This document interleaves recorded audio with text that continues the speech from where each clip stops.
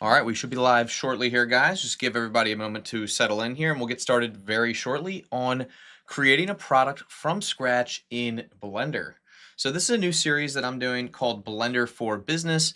And basically the way it's going to work is we're going to go and break down every single last detail on how exactly I create products for Blender. I don't think a lot of people are covering this, so I wanted to go into detail. And besides, it'll be a lot of fun because you guys can actually suggest features along the way, and we'll build the product together and see how it does, right? So this is going to be something fun. It's a new idea that I had, and I already do have a product in mind, so we'll be going over that together, and we'll see what we can come up with. I'm going to go ahead and get started here in just a moment. Let me just make sure my audio is working, and then we'll be good to go. And also, welcome back. I know we don't live stream a lot on this channel, but I'm like super excited to get into this. We're going to be doing a lot of geometry nodes, a lot of fun stuff here, lighting, shading, you name it. We're going to be going through the entire process. Let me just make sure audio is working. All right, audio is good to go. We're going to go ahead and get started. Drop your name in the chat. Let us know how you're doing. Got my coffee here. We only have one person watching. That is totally okay because I wanted to record the entire process and make sure you guys see basically from scratch like what this is going to look like. So very first thing I'm going to do is I'm actually going to delete like every single thing in my scene, like everything. I'm going to give it a quick save. I usually typically will name this, like for example, this is going to be a cloth logo effect. So basically this is going to be, hello and welcome. This is basically going to be completely from scratch. So I'm showing you the entire process. All right, let's start with a single vertex here. Let's go ahead and I'll just add a plane here. We'll tab into edit mode, and then I'll just go ahead and do, we'll add a plane, we'll go to mesh, and where is it? Merge at center. Perfect. Now we have a single vertex, which is like really minimal, which is where I want to start. We'll go over to geometry nodes here, and we're going to, like I said, create everything from scratch. So let's create a new setup. I'm going to be calling this cloth logo gen V1 because we're going to be using cloth physics for this, which is something that I've already covered on the channel. This is going to be pretty simple to like start setting up. The very first thing I want is a grid. Now, while we create this, right, here's our grid. While we create this, I'm going to be going over like every single little detail, and we're building this for like an end user, right? Someone who we're going to assume they've never used Blender before, like ever. So right now, we know we can decide the size of this grid. This is basically like the size of our cloth.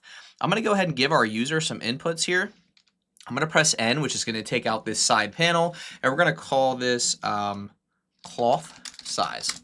And now what the user can do is they can go over here on the right when they download this template, and they can now adjust from scratch the cloth size, which is huge. But we also want to give them another option. We want to give them the option to decide the cloth detail. Now the cloth detail is basically the amount it's subdivided. So I'll go into wireframe here. You can see when I raise and lower this, I'm now subdividing this plane, right? And giving it more, well, I'm not actually subdividing it, but I'm giving it more vertices, which means that our user can now select the amount of vertices they want in their cloth. All right, so again, I know this says grid, but I can actually rename this, right? Make it make more sense. I can call this cloth, right? If I want to. Now that we have our cloth, which is just a plane, we're gonna add a cloth dynamics, and this is where things get really interesting. So just to kind of go over the basics of cloth dynamics really quick before we kind of build this product out, I do want to add in a UV sphere, okay, and scale this down, move it below, and I want to give this a collider, just so you guys can see that it's working. Now, I did go over this in a previous tutorial, but what I wanted to show you is that if we go down to our effectors in our cloth sim here, and we press play, you can see that now we have our cloth falling over our sphere. So we actually have a physical cloth that we've created for our end user that they can mess around with. And this is really cool. And just to show you how cool this is, I'll go ahead and bump this up to 30 frames. You can see it will replay over and over again. Let's say the user is like, you know what, the cloth's not big enough. I'm gonna make it twice the size. Pretty easy, right? Now they can adjust these settings on the fly, even if they don't know geometry nodes. The next thing we're gonna do is adjust the cloth detail. I want it to be 100, and now look at that. See how much more detail we're getting here, right? So what's really cool about this is now we've created this product already. So if you wanted to, you could sell this, right? Not a lot of people know geometry nodes, and that's okay. They don't have to. all they need to know how to do is add in the geometry nodes modifier, and they just mess with the settings themselves. And the whole point of this is I'm showing you how to add those user inputs right here. Now, this is going to get really complex really fast, so don't worry. I'll make sure I record the entire process and try to show you the nodes so you can see them if you want to recreate something like this. But at the end of the day, I will be actually selling this as a product. So this is going to be pretty cool. All right, now this is cool and all, right? We have our cloth simulation. I'm going to delete our collider. Now, if I press play, our cloth just falls, right? It doesn't collide into anything, which is totally okay. So what I'd like to do now is I'd like to go down here where it says effectors, and we're going to add a custom force. Now, a custom force is basically going to allow us to move our cloth, right, with an up direction, down direction, left, or right. But what's really cool is we can actually do a little bit more than that with some trickery with our nodes. Now, gravity's already built in right here, so I'm going to actually turn gravity off. We don't need it. Now, I'll just show you an example kind of like how this works. If I press 1, if I add 1 into the Z and I press play, our cloth will go floating upwards, right? Now, if I make this -1, it'll go down, right? Same concept, right? Kind of goes up, down, wherever you want to send it. We're just using a vector field here. But what if, I'll reset this to 0, what if we want to drive this and kind of make our cloth kind of wobbly or wavy, right? Well, we can actually do that with a noise texture. We can plug our factor into the force. Now when we press play, whoa, look, we're getting some interesting like variation in our cloth. Now if we uncheck normalize, now we'll get our cloth to kind of get these like warpy type of cool things going on, right? So this is where it gets really interesting because now we can actually move our cloth, all right? Now the next thing we're gonna go over is pin groups, and then you're gonna see how this product starts to really come together. So pin groups are kind of exactly as you would think they are, right? Basically what they do is they pin something down physically in our simulation, and they make that thing stay put. You can see we have that option right here. This is pin group. But before we go forward, I want to organize this a little bit. Now I know I have my cloth here, right?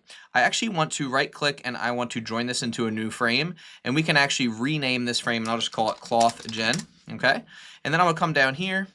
I want to kind of join these into a frame, and I like to do this when I create products because it allows me to actually organize things and make sense of it. I want to rename this, and I just want to call this force fields. We may add more, we may add options for our user, right? So right now we have our cloth generation, we have our force field, and then this right here I'm going to also put in a new frame, and I'm just going to call this, how about cloth physics? We may add more, we may not, right? And I'll end up having something over here, I just don't know what, probably setting materials and things. But so far, what we have for our user is we have the ability to add a cloth, change the size of it, and we can actually also change the detail of it. And now what we want to do is we want to allow the user to actually be able to change the intensity of the force field as well. Okay, now what's really cool about the group input, I don't know if a lot of people know this, you can actually duplicate the group input and you can just add different inputs down here. So you don't have to keep just one group input, you can have multiple.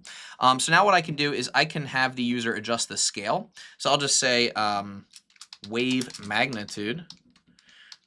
Did I spell it right? Yep, there we go. So now when we press play, you can see that I can set it to 1, so it's a little more like crazy, right? Or I can set it to like 100, which is going to be really, really detailed. But the reason you can't see the detail is because we don't have enough cloth detail. So let's add 200. Now you can see the detail a little bit more. We'll change our wave magnitude back to 20. And now we have a real-time usable template that they can adjust in real time. All right, now back to our pin groups. So this is, again, kind of what I was getting at. Let's go ahead and bring this down here. All right, we have our force fields, right? Now for our pin groups, we'll go ahead and move this up. What we can do is we can actually decide, like, where we want to pin. So let me just show you how this works first. Index, right? If we remember from just regular old geometry here, index is usually from like 1 to whatever. So if we go into annotation mode here, this is like our first vertice, our second vertice, third, right? If we want to like pin these first 3, we can actually do that in geometry nodes. So with our index, right, we just say which index we want to pin. So in this case, I want to compare and see if one of these is equal. So I'll just set this to 1. I'll plug in the result right here. So we're looking for the index that is 1, which is this one right here, or it might be this one down here. It's one of the corners. But the way this is going to work is I'm going to press play, but I'm going to get rid of our effectors and turn gravity back on so you can actually see this. When I press play, what should happen is one of these corners should be pinned. Okay, so it was this corner actually. So you can see this corner is pinned.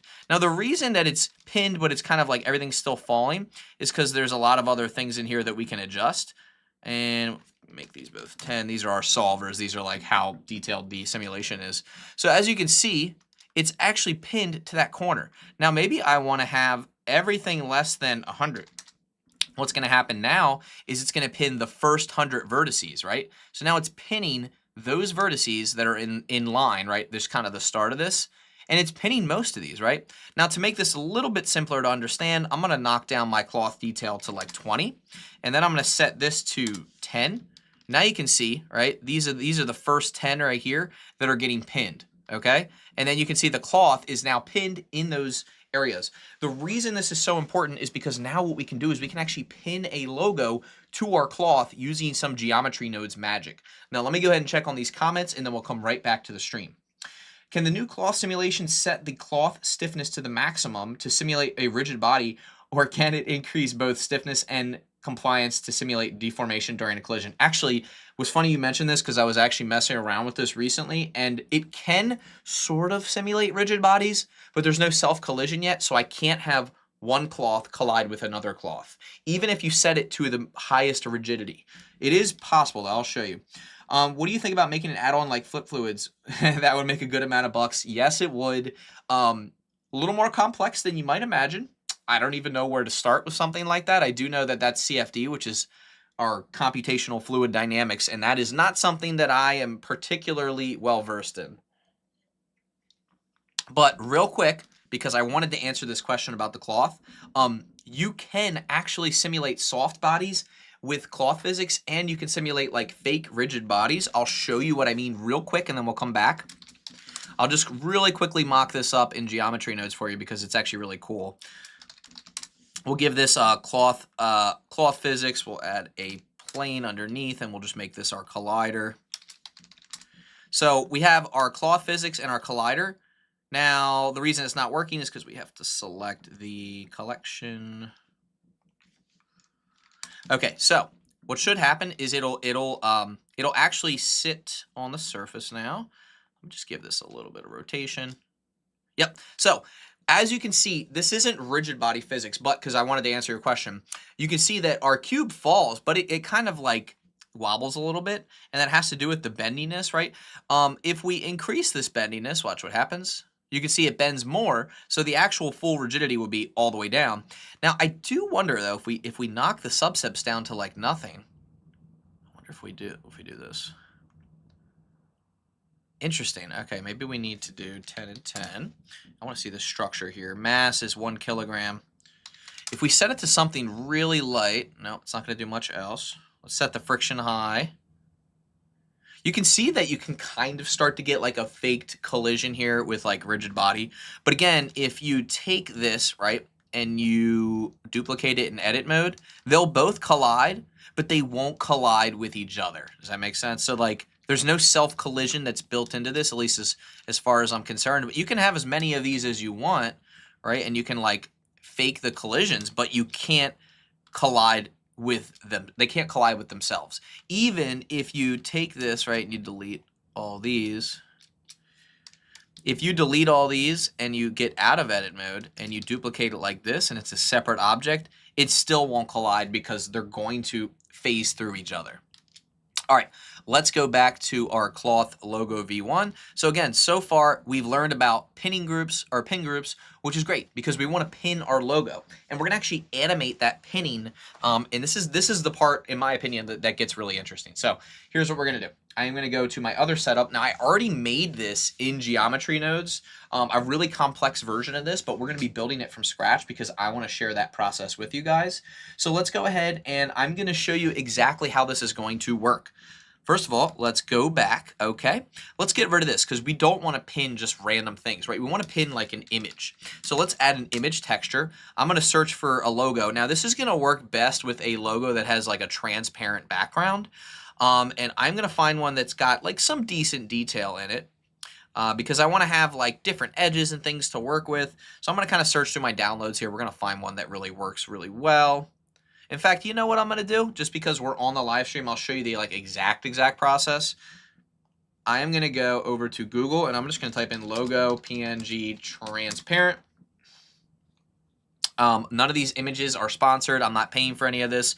We're going to go to tools, usage right, Creative Commons. Perfect. All right, let's find one that's got like some decent detail to it. This one's pretty cool. I wish the middle was cut out though. I want the middle to be cut out. Okay, this is perfect. We're gonna go with this logo.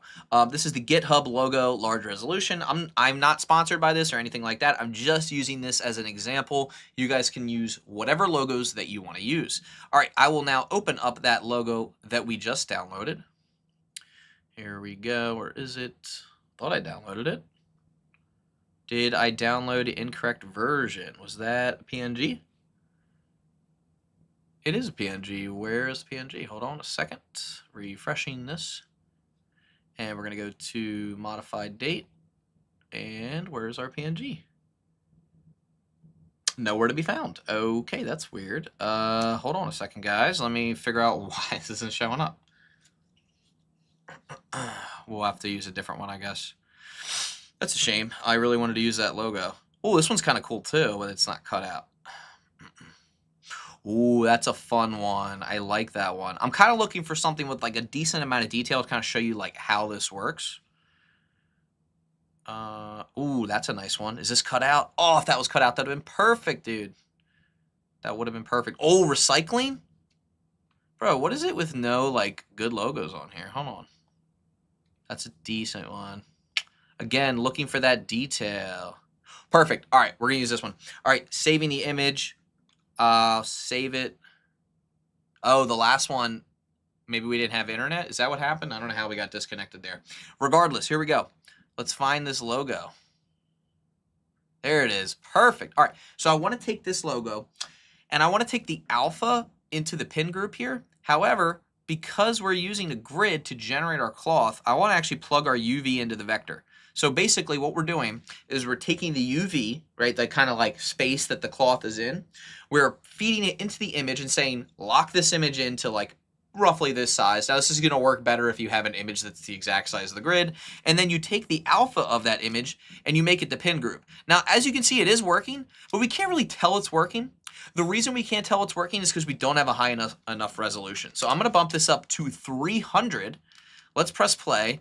Whoa. Now, as you can see, we have everything working properly. Now, the way you know it's working properly is you can see there are certain things that are pinned down from this logo. And this is where things start to get really cool, right? So this was my initial concept. Now, all I wanted to do, and this is how all of my product ideas start, all I wanted to do was create a way, basically, and you can see this is going to play a lot faster next time. I wanted to create a way to kind of like almost stitch a logo into a surface. And then I thought, wait a second, this doesn't actually exist. At least not as far as I could see. So that's why we're creating this from scratch. I'm showing you the entire process. Now, if at the end you decide you want to buy the product, awesome. If not, you know exactly how to create this product, right? It's all out there in the open, which I'm okay with because I love this stuff and I love building this stuff from scratch. So now this is really cool. There's a couple things I want to point out. The very first thing is that the logo takes up like the whole space. We don't really want that. So we're going to find a way together to kind of like shrink that down. But if you don't like the way that that looks, you can find a different logo. So we're going to find a different one. I'm just going to kind of not filter this by license because I want to make sure I find one that's a little more centered. That looks pretty good. Let's go with this one here because this one's nice and centered and it's a little bit smaller. So let's go with this one just for today's example. And then obviously you can punch in whatever you want. All right. Now we always go back to the start before we press play again. So now we press play and look at that. Look at that. How awesome is that, right? We have our pin group and that's our logo. Now, this isn't the effect I want though. I'm going to explain why. First of all, we don't have our force field. So let's get our force field back in here. Let's turn off gravity. Let's plug our force field in here.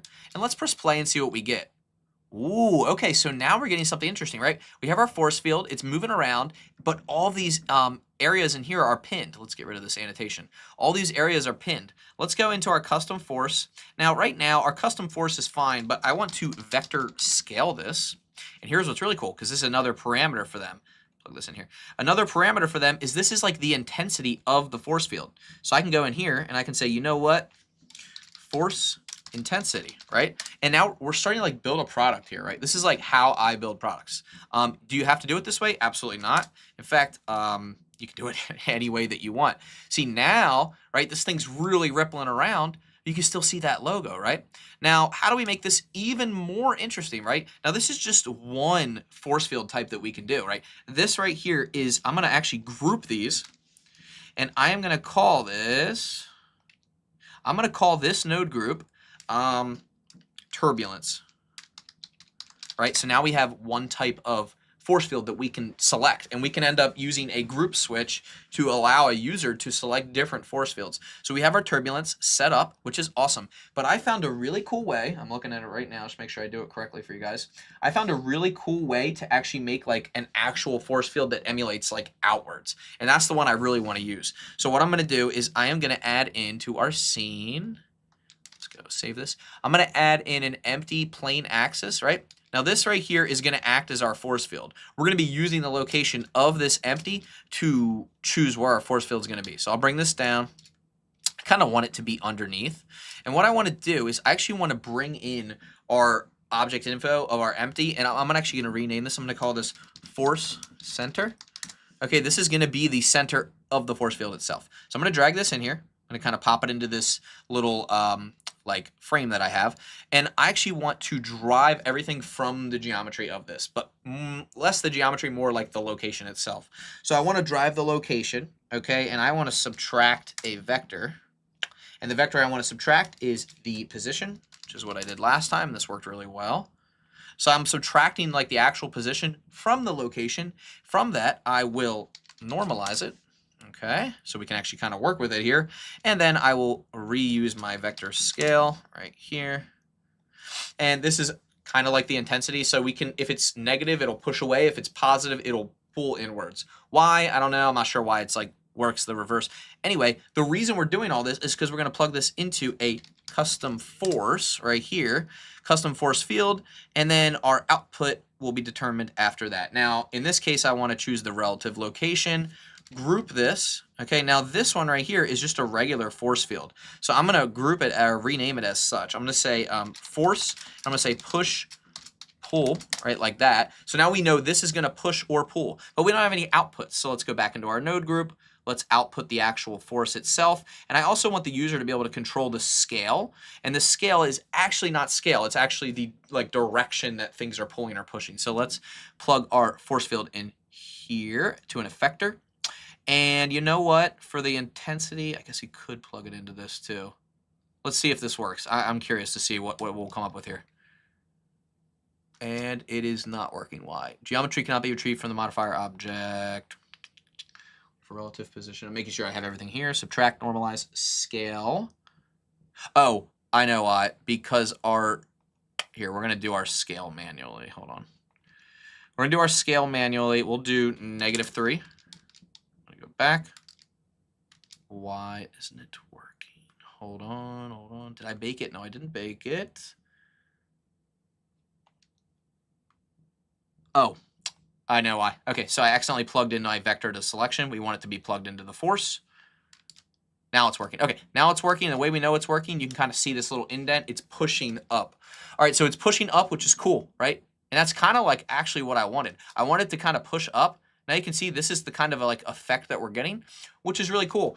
And I'm almost positive that we can also mix in a noise texture if we want there to be like a little bit more noise from that. Now right now, -3 is pushing. If we want to pull, we could do +3. And now look, it's pulling all the cloth towards the center. Now, if you don't want that to happen, that's fine. In fact, that's really not what we're going for here, but it's kind of a cool effect. So this gives you an idea of like how to create those force fields and like pull things inwards, which is pretty awesome. All right. Any comments so far or questions before we continue?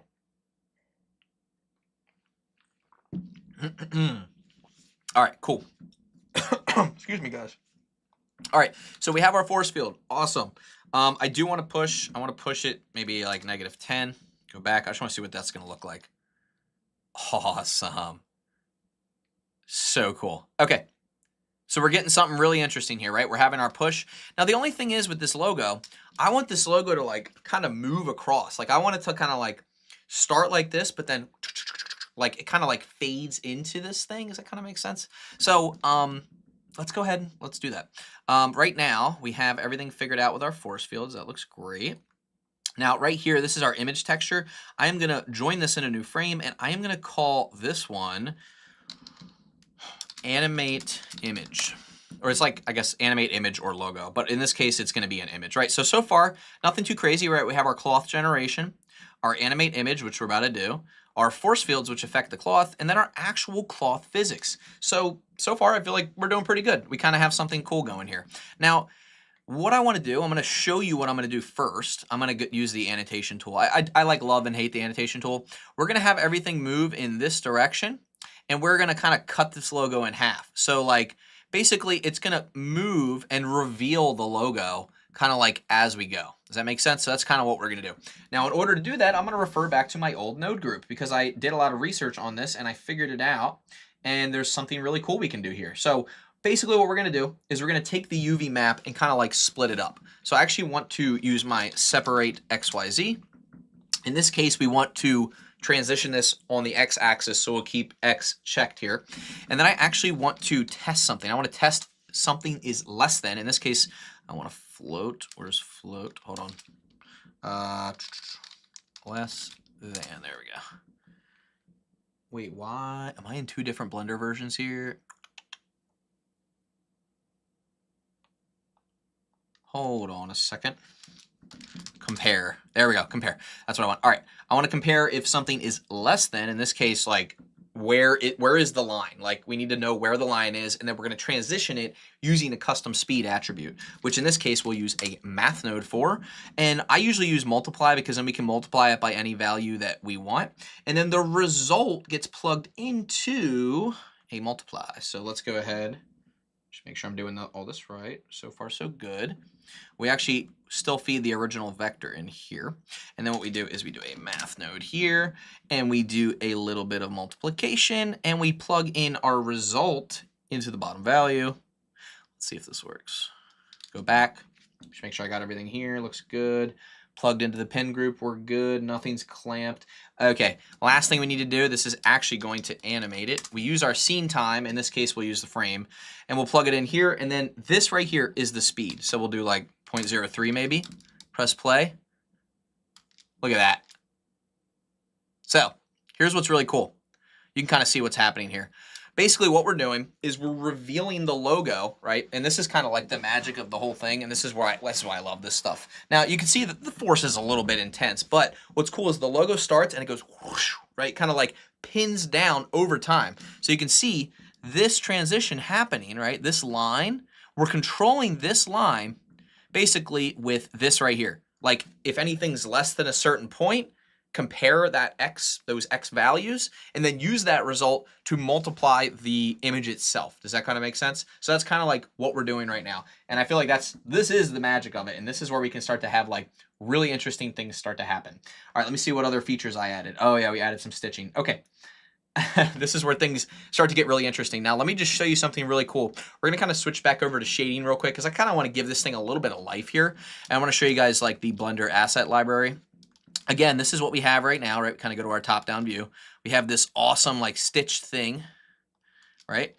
Looks awesome. Let's give it a fabric texture real quick, why don't we? Let's, where my head is at on the top left, we're going to switch this over to the asset browser. I'm just going to scroll through.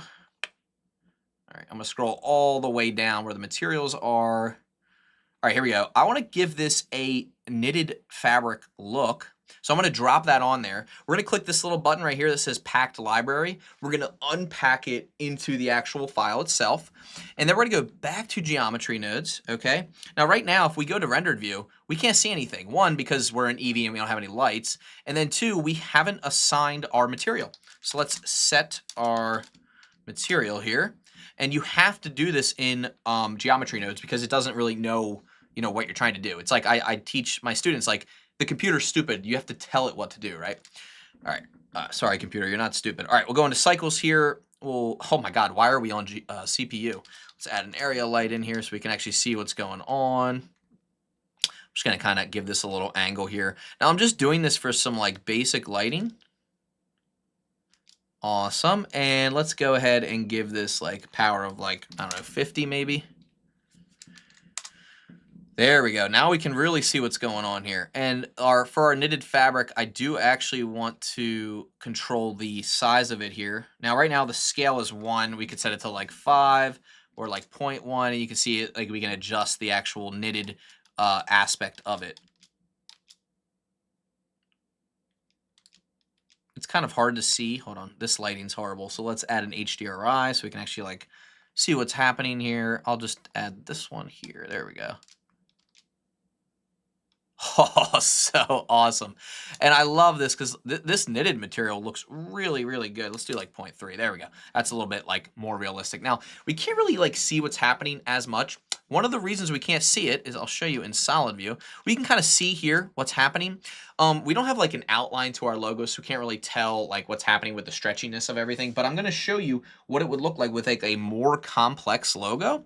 And then we're going to mess around with the actual like cloth dynamics right here. Now, I believe I set everything to 0.1 here and it kind of like added a little bit. So let's watch the difference here. Whoo! You can kind of see the difference, right? Everything's really, really flopping around here. Now, the only thing I don't like about this, and we probably went over this before, there's no self-collisions with cloth, so just kind of be careful with like the way that you set this up. But I do want to go ahead and I want to grab a slightly different logo with more detail. Ooh, this might be cool, but I want one that's a little bit smaller inside the frame here. ChatGPT logo, oh Lord. Now, this would work if it's an alpha image, which I think some of these are. So let me just see. Like I said, guys, I kind of want to find one that is really, ooh, this one's really nice. What is this? I don't know what company this is. We're not sponsored. No one's sponsored by this, but let's go ahead and download it and test it out. And I'll show you how we can add the user input for the image next. All right, we set up our logo. Now, I do want to show you how to bake this. If we go into the physics tab, you see we have simulation nodes. You can click bake and you'll see that it's now baking right now. Let's see what it looks like when it's all done. Whoo! So cool. Now, the force field's a little intense, but how cool is this, guys? Look, we have our pin group, and look at that. Look at that detail. And we're not even on like a potentially highest like setting. You can kind of see the details start to come in here. Now, we're going to make this look really cool. Right now, it's not too intense. Here's what I want to do. I want to delete the bake, go all the way back. I want to bump up the stretchiness to 0.2. For our substeps and our constraint, we'll do 15 and 15. I will go into our force field. What are we, -10? Let's do -5. Let's click bake and let's see what we get now. And then if it doesn't look good, we'll go ahead and raise the resolution as well. Remember, guys, we're creating a product from scratch here. Whoo! Not bad. It's a little, why does it look so weird? We might need higher. Okay, it's the stretchiness. It's too much stretchiness. So we'll delete that. And this is why we experiment. And we're going to want to give users access to these two things here because these ultimately are going to decide what this is going to look like. Let's go ahead and bump up our resolution to 400. Now, this is crazy, right? Because this is a much higher resolution, but we're going to get much more detail in that logo when it stitches across. And we haven't even gotten to the real detail of this yet, right? So far, guys, this is just like pinning the cloth group. So we're really not doing too much here, but it is already a product. Oh, look at that. Beautiful. So now what I want to do, and we're going to kind of make a list of features that we want here. I am actually going to start a note on here. And I want to do a couple things. Control. These are things I want the user to be able to do. Control size of logo, location, and rotation. So we're giving them a lot of options here for the logo. Stretchiness, stretchiness, and bendiness. And then we want them to be able to do force field strength, stitching, color of stitches, infill, and cloth, right? We want them to be able to change all these different aspects. Like this is how I build products, right? I start with the features and I just keep adding so that the user can adjust these things. Oh, and image input. In fact, we'll do the image input real quick because that's actually really, really easy to do. I do want to kind of see what this looks like though. This is looking pretty good. All right, now notice how you kind of like can tell what's going on a little bit, but you kind of like can't. One of the reasons is the like lighting itself. Like we can make this like a little bit more intense here, right? It's kind of like the angle of the lighting. You can see like if I drop this down a little bit more, now you can like really see like, I don't know if you guys can see this. You can kind of like see that detail kind of like coming in here. We're going to add stitches where this logo comes in. We're going to add stitches, and we're also going to add some infill too. So this is going to get really cool, right? One of the largest corporations in the world. Oh, is it? Oh, okay. Well, hopefully they don't see this and wonder what's going on with this. But yeah, look, you can start to see these details start to come in, guys. Let me really zoom in here. Can you guys see those, like these little details, right? And again, we can adjust the intensity of all this. Now, the next thing I want to do, because we are building out a product, is I want to give our users the ability to choose their own image, right? Because right now I'm a user, right? I just downloaded Kenny's product. On the right here, these are all the features I have. I have my cloth size, my cloth detail, and I can't access the wave magnitude or force intensity, because down here we're using one or the other of these. So we'll develop a switch for that. But I want them to be able to choose their image, right? They should be able to do that. So let's give them that access. Let's go ahead and plug this in right here. And now look, on the right-hand side, they can access it, right? They can now open their own image. They can go to their downloads. They can select any image that they want, and it should just work. So remember, they will have to rebake. So I'll click bake. Now we have our new image. I'm a user that just downloaded this product. I'm rebaking so that I can see my result. So we want to minimize the amount of steps that our user has to take in order to get their completed project or product, right? Because at the end of the day, this looks pretty good. At the end of the day, I'm a user. I paid money for this. Like, I want this thing to work every single time. I want to be able to modify every single aspect of this, but I don't want to have to learn geometry nodes, right? I'm just someone who I download templates on Blender. My company hires me, right? I'm putting myself in the customer's shoes here. And they say, we need this by the end of the day. And you're like, crap, I got to find a way to do this, right? Now for us, we're building a product right now, right? And this is going to take hours, and I'm okay with that because I want this product to be really, really good, and I want it to be solid for my end user, right? I want people to like pay, I don't know, 15, maybe 20, maybe even $25 for this. I want this to be like premium, top of the line product. All right, this is looking cool, right? We're kind of having our logo come in here. Let's develop a few more features, and then what we're going to do is we're going to allow our users to kind of like modify these features just like a little bit more. Is everybody still on board here and kind of following along? Is there any questions before I continue? Awesome. Okay, we're going to continue here. All right, again, this gets complex, right? So I want to make sure I stay organized here. So for our animate image, all these nodes should be in this frame right here. Awesome, and they are. And again, our speed, right? We want our users to be able to select the speed of the reveal, which is going to be this value right here. Reveal speed, right? And right now, we want this to make sense, right? Right now, okay, reveal speed is 0.03. So what does that actually like mean? Like, can we put that into words, right? If I do 0.1, like, does that mean it's going to be faster? Now, since I know what I'm doing with geometry nodes, we're going to test this with 100 for our cloth detail. Why are we getting a weird? Oh, because I baked it. Uncheck bake. There we go. All right, so now we can see the speed a little bit better. So this is kind of like testing version, right? We can quickly test the speed. Now this is much faster. So I actually want to dumb this down even more. I want to do 0.01. And now look, we get a slower speed. In fact, it's so slow that our end frame cuts it off. So let's go ahead and for our end frame, we'll do 60. And now look. Wow, it's so slow that our top cloth warps over the top of it with our force field, which is actually kind of cool. You know what? I'll do something in between. We'll do 0.04. There we go. Look at that. Very awesome. And that looks, I mean, that looks fantastic. That looks so good. You know what? We should probably shade this smooth. So let's go to the end here. Right after our materials, we'll do set shade smooth. A little bit smoother for us there. Whew, man, this product's really starting to come together. All right. No questions so far? Awesome. Let's bump this up to 200. Let's play this back again. Whoo! I still don't love the logo that we're using. The reason why, and I know guys, I keep coming back to the logo, but the logo that we choose is going to allow us to like determine, oh, that's a cool one. I like this one. I wish this was a real PNG because that is a great image. what was I saying? Oh yeah, the logo that we choose is going to allow us to really demonstrate the full extent of the actual like add-on itself. So once we find like the perfect logo, oh man, there's so many good ones. There's so many good ones to test. You got to be careful though, because sometimes you get a logo that is it's gonna trip you up. Like the client may see something and expect something else, but if it's not perfectly transparent where it's supposed to be, you're gonna get a weird result. Man, there's a ton on here, guys. There's so many to choose from. I don't even know which. Oh, this is a cool one. Oh man, that would have been perfect.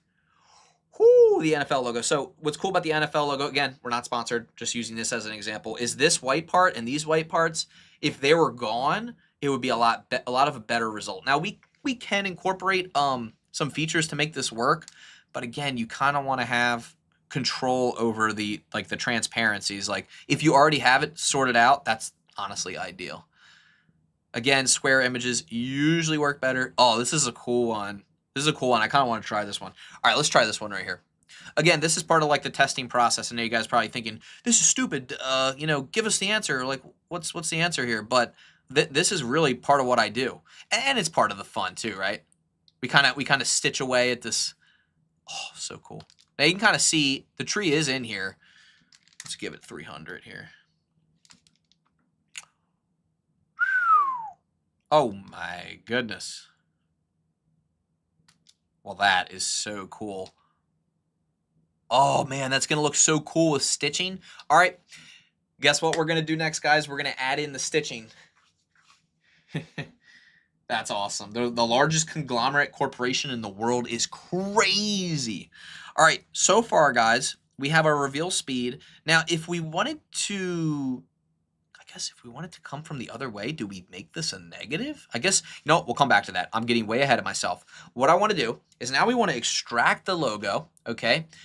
And from extracting that logo, we'll do separate geometry for that. We're going to take the outline of the logo and turn it into threads. So this part, you're going to want to really pay attention to if you're looking to like recreate something like this. So cloth gen, we are going to take our cloth, we are going to separate geometry, right? We're using this because we want to separate the logo from the grid. How do we do this? Well, we need a selection. The selection will be the alpha of our image, right? I'm going to come up here and join this into a new frame. I'm going to call this frame stitching, okay? This is what that will become. And we want to rejoin everything at the end here, okay? We're going to rejoin our selection right here. Now look, there's our selection, right? Now you can see it's kind of like all over the place. But what's really cool about this is now we can separate it again, but this time I want to separate the edge boundary. So is edge boundary is going to check, is it like the outside of the mesh? If it is, select it. And now look, we have the outline of our logo. I hope you guys are paying attention because this part's really cool. So we have our outline of our logo. What's really cool is I'm also going to do a transform geometry because I want to kind of bring this up a little bit so you can see it. This up a little bit. Is this working? There we go. All right, I want to bring this up. Why isn't it working? Oh, that's the scale. Oopsies, translate. There we go. I want to bring this up like 1 so you can kind of see what we're working with here. So this is our extracted logo, and it's the outline in edges, right? Now, right now it's a little pixelated, and the reason it's pixelated is because we have a actually we don't have a low resolution. That's 300. I'm surprised that is not higher resolution. That's okay. We can smooth out that geometry. We can use a smooth geometry modifier here, and look. We get a little bit of a smoother result. And then once we're done, we'll come back to this, kind of make some room here. Once we're done, we're going to do a mesh to curve, right? And now this is a curve object. And here's where things get really interesting, right? Now, we want to reveal this the same way that we revealed everything else, right? So when we're separating our geometry, I believe can we do it like this? I actually want to separate the geometry from the cloth. See if this works. Yeah, it kind of works. So look, now that we've separated the geometry from the cloth, notice what's happening here. Look, are you guys seeing this? I hope you are. It's kind of like warping with the cloth, which is kind of like exactly what I want. Now we also we want it to be revealed with the like impression on the cloth as well. See if I remember how I did that. Oh, there we go. That's it.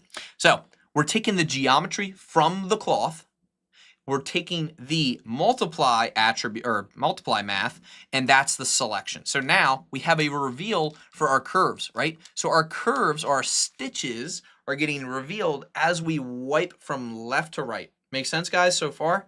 So that's our reveal process. And now what we need to do is say, okay, well, what do we want these curves to look like? Well, in this case, I would like to have, I would like to instance onto this like mesh. In fact, I don't even really need a curve yet. I can do instance on points. I don't even need to create a, I'm going to dissolve this. Where's dissolve? I'm going to dissolve this. I only need to instance on points. And just to show you what this looks like, I'm going to use a cube. Okay, and we're going to make this like, I don't know, value of like something really low. So we'll do, there we go. So I have cubes instance onto these points. So we'll actually end up using stitches, but I'm just showing you visually like what's going to happen here. So we're going to add a stitch along each one of these, right? So as we press play, look, it's moving, right? Which is really awesome. So we're instancing onto those points, which is perfect. And instead of a cube, I would like something different. I would like an arc, which is like a, well, it's like, you know, it's an arc, but it's a curve. So we'll use an arc. We'll plug that into the instance. Now these are really big, so we'll do like 0.01. Awesome. Now you can see like each one of these is like a small little like half circle. Now the sweep angle will do 180 because that's like literally half of a circle. And then for our transform, we're going to do a transform geometry.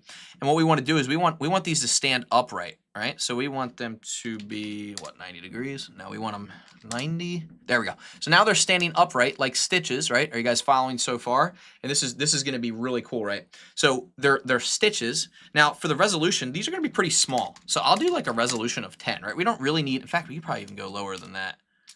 You just see something. Yeah, look, so you can see like as we zoom in here, maybe even 7, honestly.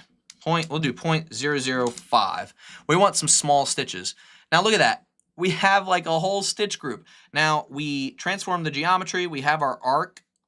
Let's go ahead and let's move these. We want to do a curve to mesh here, and we want to drive this with a curve circle. Oh, how are they extruded? Oh, as they appear. Yes, as they appear, we can make them look like they're extruded. We'll kind of come back to that, though. Let's do 0.001. Now, the user can decide as well, if we want to give them the ability to, they can decide how big each one of these stitches are. Now, I don't need this transform geometry anymore, so I'm going to dissolve this, and now look where the stitches are. They are on the surface. And if we want them to be slightly below the surface, we can do that as well with our transform geometry. We can move them down just a little bit, maybe negative 0.01. That's too much, negative 0.005. There we go. Now they're like slightly on the surface. You can see they're like barely on the surface. In fact, maybe we'll do like a little bit less. Look at that. Now our stitches are on the surface. Fantastic. Now, there's a couple of like caveats, if you will, or however you say it. One is they're all facing the same direction, right? We don't really want that. Like we want them to kind of like follow the curve. So if we want them to follow the curve, we're going to have to use a curve. There is no curve yet, but I just want to show you what we have so far. I want to go back. This is what we have so far. We have a cloth and we have stitching coming in with a embossment, like if you will, on the cloth itself. I mean, if you ask me, this is coming along pretty darn nicely. Gotta get some water here.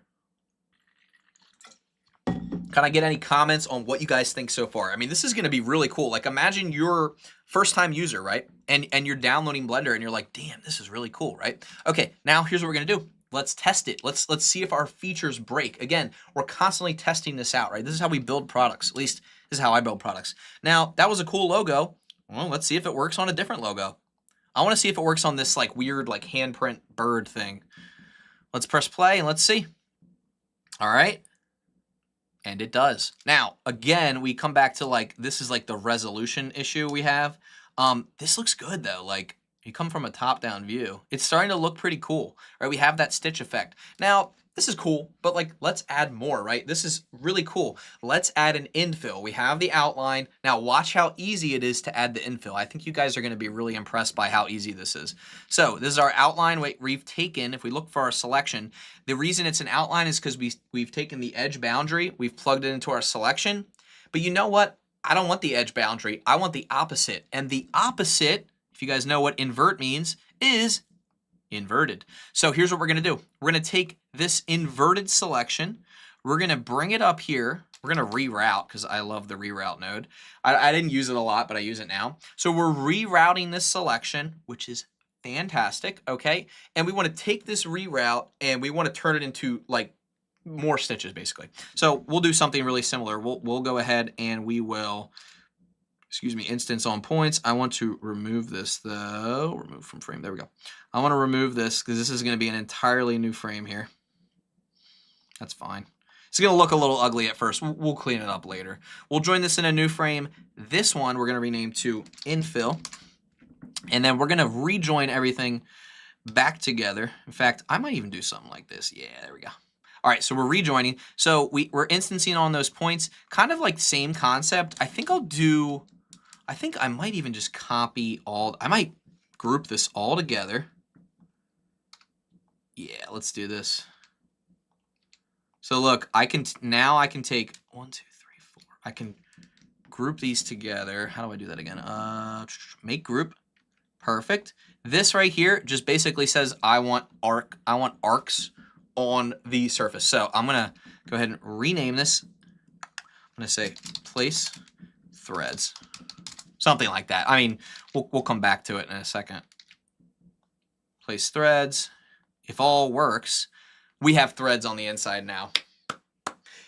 And then we can give users access to these parameters. And this is where it gets really interesting because then you can change like materials, things like that. So right now we have threads on the outside and threads on the inside. Remember, this isn't our MVP, like our minimal viable product. We're just kind of like building things out as we go.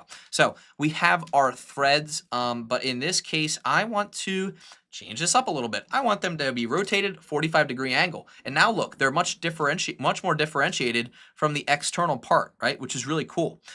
We could even do something even weirder like 35. And then you can give them some ever so slight variation. So if you wanted to, you could go, oh, rotate my instances, but I want to rotate them randomly per instance.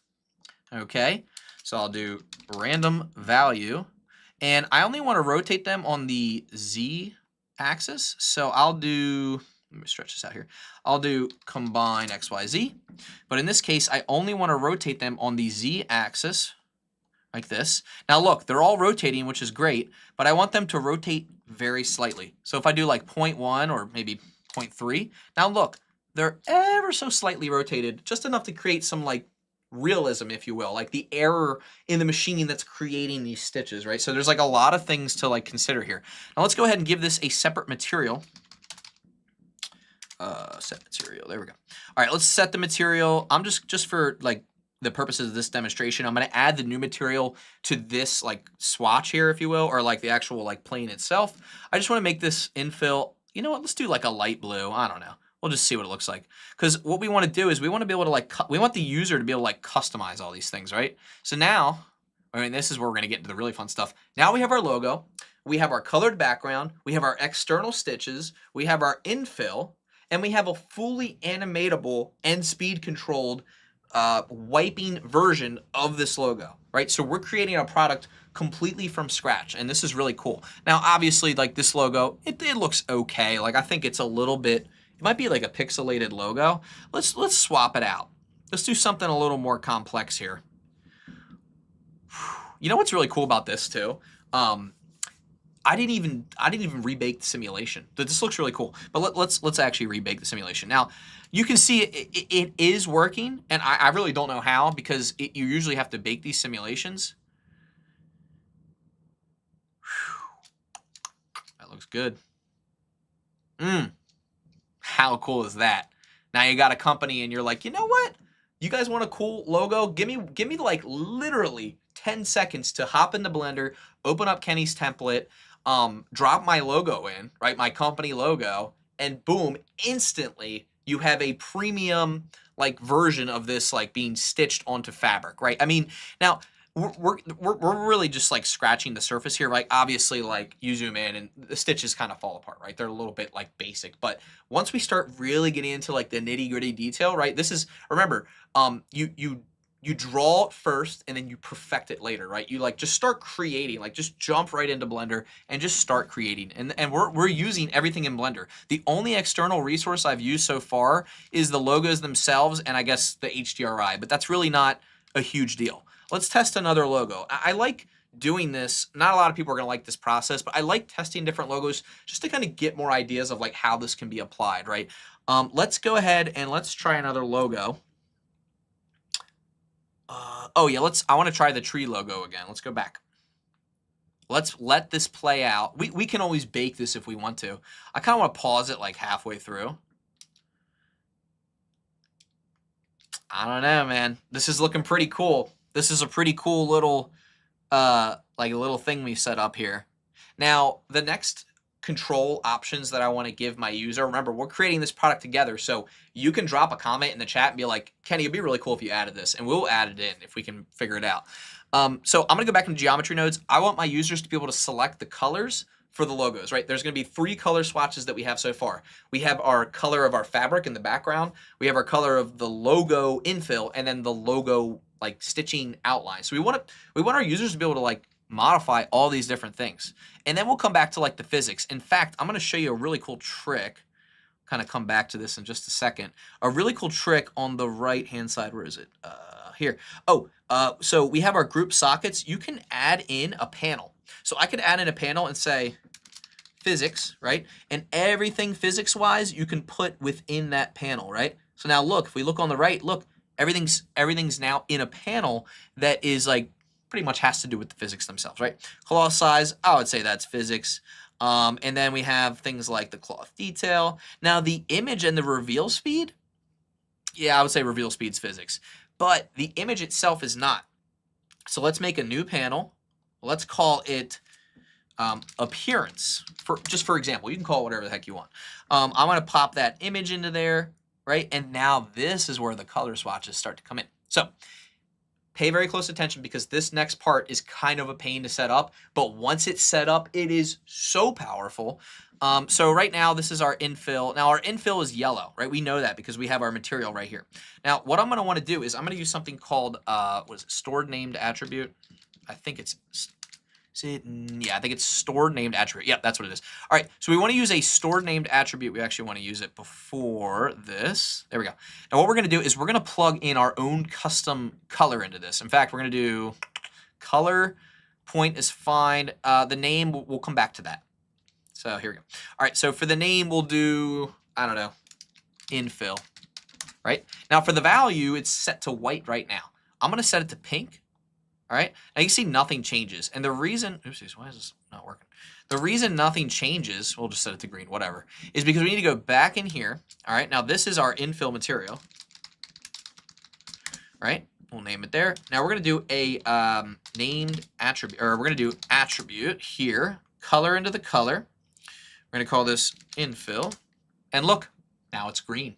Now, again, this is where the real power comes into play because now what we can do is we can say, oh, you know what, Mr. Thomas Jefferson, I want you to be able to use my group input here, okay, which is going to be right here, and I want you to be able to use the value right here to customize your infill. Check it out. Boom.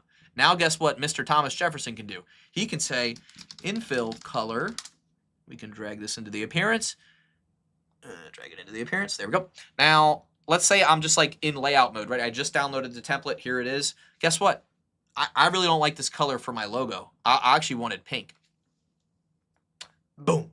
And now it is pink. So just like that, we're able to adjust our template. So now we can make this pink. We're going to do the exact same process with the stitching and the exact same process with the procedurally provided what is it? Background stitching, like knitting effect.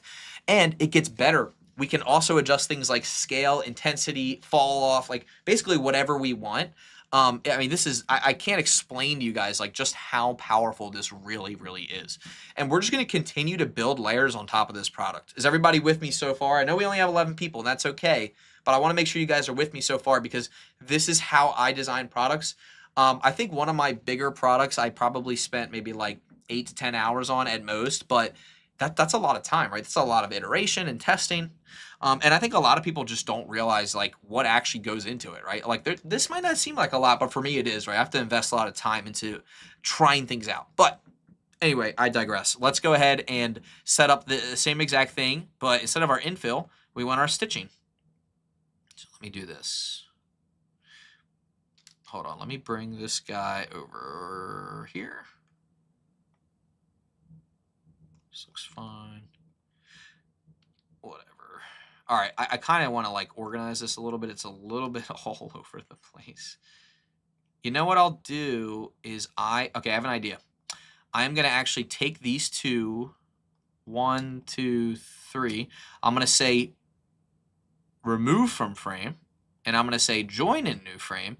And this right here, I'm going to rename this frame to infill appearance. Okay, infill appearance. Here we go. And now I'm going to do the exact same thing down here for stitching. But in this case, I want, yeah, okay, we'll do that. We'll go ahead and control, same thing down here. We'll do group input, okay?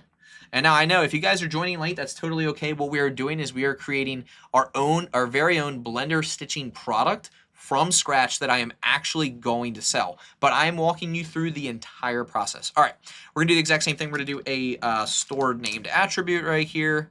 Now in this case, we want a stored named attribute right before our set material. Oh, I never made a material for the stitching, did I? Okay, that's okay, we'll do it right here. Set material. Okay, and then for our input, I'm gonna wanna do that right here. But in this case, I want color. I should have switched it to color first. That's fine.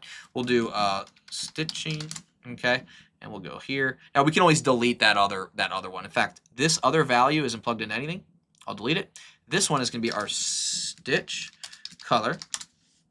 Will there be a record? Yes, this is all being recorded, just in case you miss anything.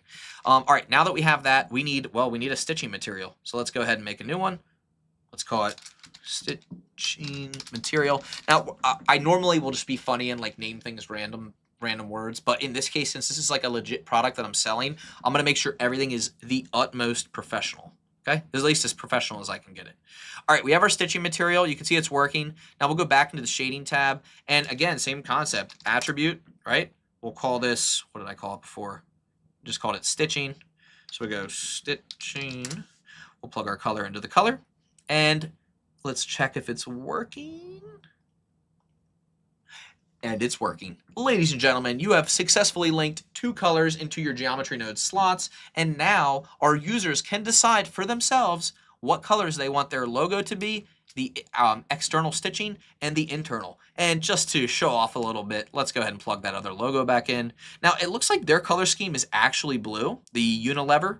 So let's go ahead and set that up. Let's do, for the external, let's do a light blue. And for the infill, let's do like a darker blue maybe. Let's see. Yeah, let's do that. And you know what? We'll add another one for our, let's see, let's go to our materials. For our fabric, we'll set that to like a blue as well. Maybe like an off blue. That looks cool. All right, now let's watch this come to life. I'm gonna go ahead and bake this all the way through. Simulation nodes bake. Now you can see at the bottom, is it baking? Is it not baking? Trash that. Bake. There we go. Okay, at the bottom, it's now baking through. And what's going to happen is once this bake is done, you're going to see this logo stitched into our fabric, and it's going to look really, really good. Thanks from Russian audience. Greetings from Moscow. Oh, welcome to the live stream. Yes, we're going to recolor the fabric next. All right, here we go. Here's the reveal. Whoo! Look at that. Let me get a drink of water. I think I deserve it.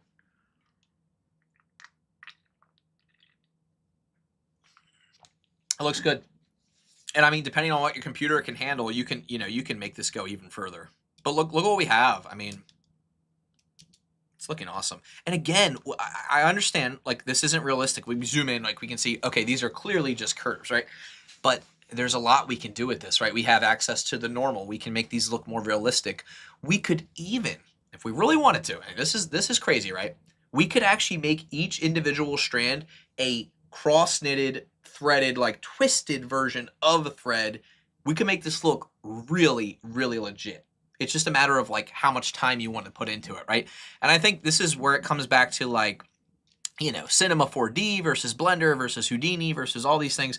But really what it is, what it comes down to, guys, is like how you use the tools that you have. Like how are you able to learn the tool, and how well are you able to learn the tool, and like how much time do you put into it, right? Because like right now I zoom into this, right, and kind of like this little section down here, and I'm like, wow, like that looks really good, right? And like if you want to just, you know, get the cinematic feel, right, you kind of add a camera in here. And again, this is, I'm building a product right now, right? Like I'm gonna want to use one of these angles for our product reveal, and I'm gonna want to make sure that it looks really good, because whatever that person downloads is what they're going to get, right? And I want them to feel like their money was well spent. All right, let's enable our depth of field in our solid view here and on our camera. Now, I like to dumb this down like crazy, and I like to adjust like that. And I kind of just want to like, I kind of want to see what we're going to get with like an 85mm lens here. Right? Like just, I don't know. I'm just curious like what this is going to look like. Just going to go like something like that. Like, okay, let me just show you guys this. Like, I mean, look at, like, again, this is not perfect. No, by no means. But look, like now you start to add like this depth of field in here, and like look at the kind of effect that's starting to come through here, right? We're starting to kind of create this like cinematic thing where like, oh, wait a second, I can download this and just pop my logo right in there.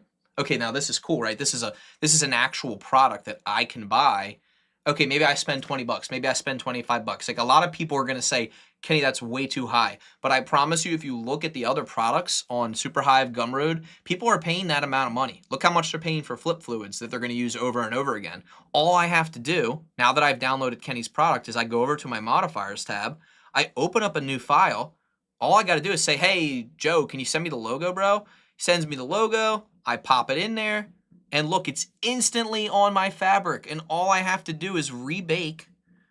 Go ahead and delete this bake. We're gonna rebake 1, 2, 3, 4, 5, 6, 7, 8, 9, 10, 11, 12, 13, 14, 15, 16, 17. In less than 20 seconds, I have a 60 frame animation of cloth rippling across with my client's logo, right? And if I'm a total, you know, mean guy and I wanna like use someone else's product to make money, I can do that, right? Maybe I'm someone who I just don't have the Blender skill, and I wanna render this out and pretend like I made it from scratch for a client and charge them $20,000 or whatever the heck.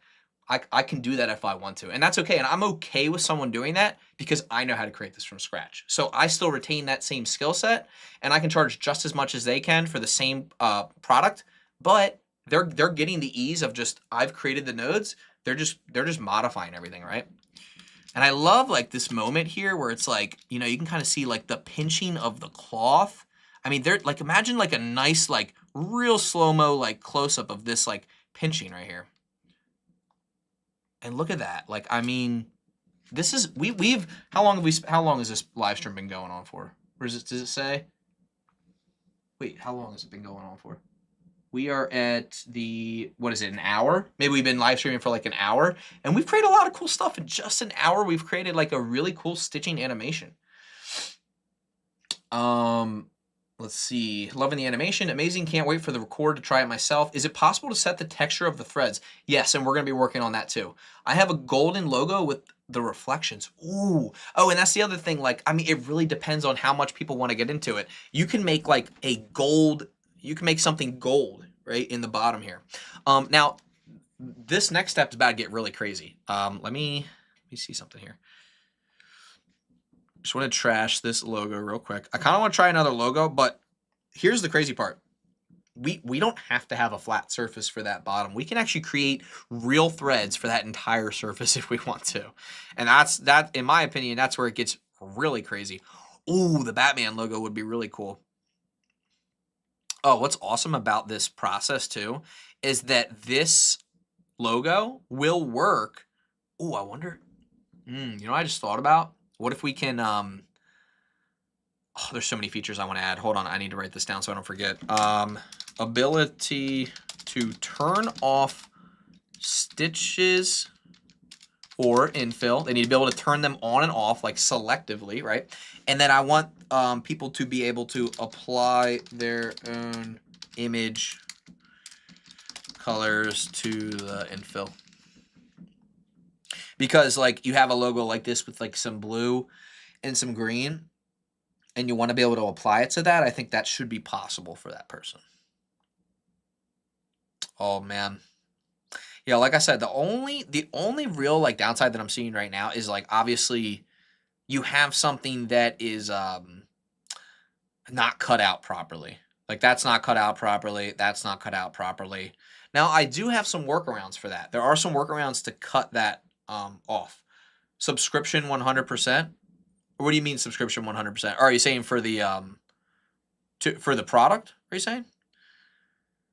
All right, let's find a logo here. That would have been a nice one if it was like an actual real logo. Oh, that's cool. Let's try this one. I like that. I don't know who made that. I'm not claiming I made it, but I want to try it. And here's what's cool, right? Like I'm a user, like I just downloaded this and I'm just like testing out some different images. Let's bake this out. Again, like in less than, literally I timed it. And this is what's cool is like, we talk about like marketing, we'll talk about this later, but like when it comes to like, what do I write for my product description? Like I can literally say, because I tested this, what was I gonna say? Oh, you can literally set this up in less than 20 seconds. Like I literally timed it. So it's like, there's no exaggeration necessary. Like this is just like how it works. All right, we're gonna set up the color for the background in just a second, but I just want to see, I want to mess around with this for a second.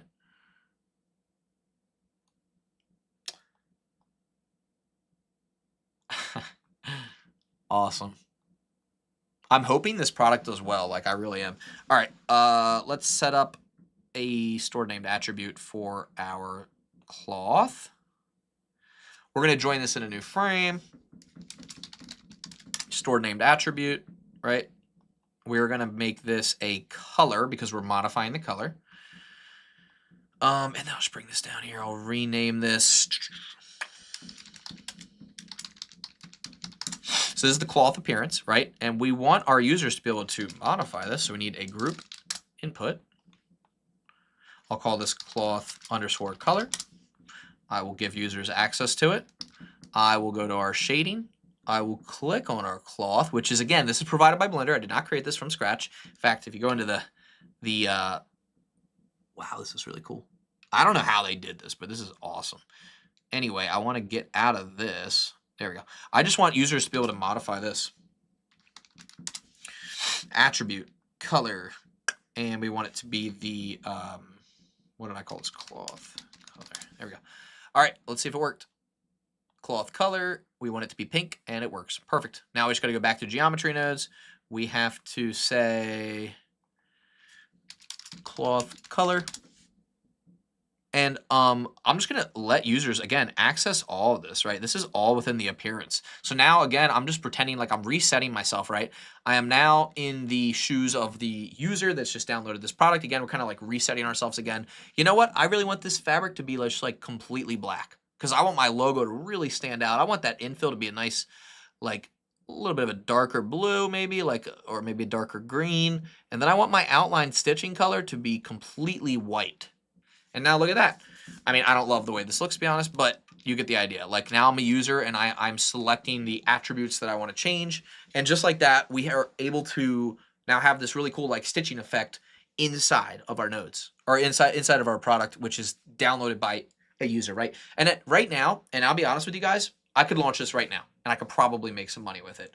But it's not even close to being done, in my opinion. But this is what we call an MVP at least that's what I call an MVP in like the product world, right? This works. I can drop a logo in. I can adjust everything, almost everything that I want to. Right now, this is sellable, right? If I wanted to stop, I could, and I could sell this. but I'm not going to because I want to continue to add to this and make it premium for someone who wants to pay that extra money because they're going to get that extra customization. Will it work with thin fonts? Let's test it out. Let's look for a thin font logo.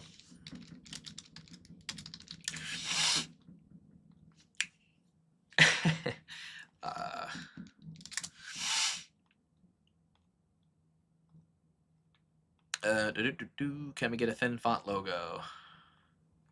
I like these thin fonts. See if I can get one that's transparent here. Give me a transparent logo. Oh, this is a good test. Let's test it on this. This is the whole alphabet. All right, there's our alphabet typeface thing. Let's plop it on in here. Now, the only reason this wouldn't work is because our density of our mesh isn't high enough. But let's test it out. You never know. Does work. Now, it's a little shaky. And I think that's probably because I think there's a watermark on this. I didn't notice. It's actually picking up the watermark. That's funny. Notice how there's no infill. I'm actually okay with that because although there should be like a threshold, shouldn't there? It did work though. I mean, it clearly does work. It did pick up on the thin fonts because our density is high enough. But I bet you if I go back and I make our cloth detail 100 and I bake this again, I bet you that it won't show up that well. Let's try it out. Let's see what happens. Oh, it does show up. Wow. It's just very, very, very thin. So obviously the density of the cloth will determine that. Now this is actually a really good, so like this is the kind of like product iteration that I like because now we know, okay, it does work, but you need to tell the user, hey, for higher, quality logos and more detail, you're going to want to increase the detail of the cloth itself. So that's like something that we note down, that we tell the user, right? Because we don't want them to go out and bake their animation and try to give it to their client. It looks like crap, right? We don't want that. So I might even just suggest 300 for the cloth detail. All right, let's get a different logo to test real quick. What's you guys drop a logo and I'll test it. How about this? We'll do a quick round. Let's drop some logos. Let's test it out. I really want to test out the Reese's logo. But see, like this would work. Let me try it. Let's try it out. So it will work, but again, we don't get that like inner. We won't understand, or Blender doesn't understand like where those inner parts are. But if you want to drop a logo in the chat, I'll test it out live. Oh, we'll test it live. All right, let's bake this. See how it works.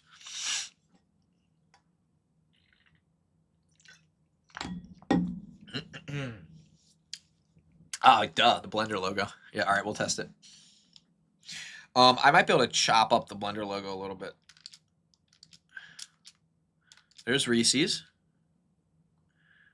Now remember, we're not getting the inside of that because it's not cut out properly.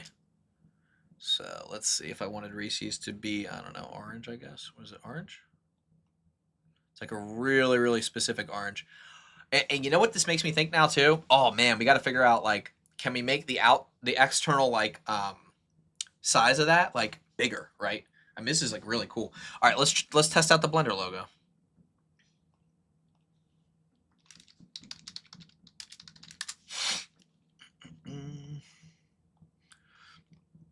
Oopsies, don't copy the image. Save it. All right, we have our image. Let's set it up. All right, there's our image. So far, so good. The only thing is, remember, I had a workaround for how to scale this back in and set it to the width of, how did I do this last time? I had a way that I did this, but anyway, let's nonetheless, let's bake it out. So again, this is where we come back to like, actually, this is a problem we need to fix. Where's my feature? All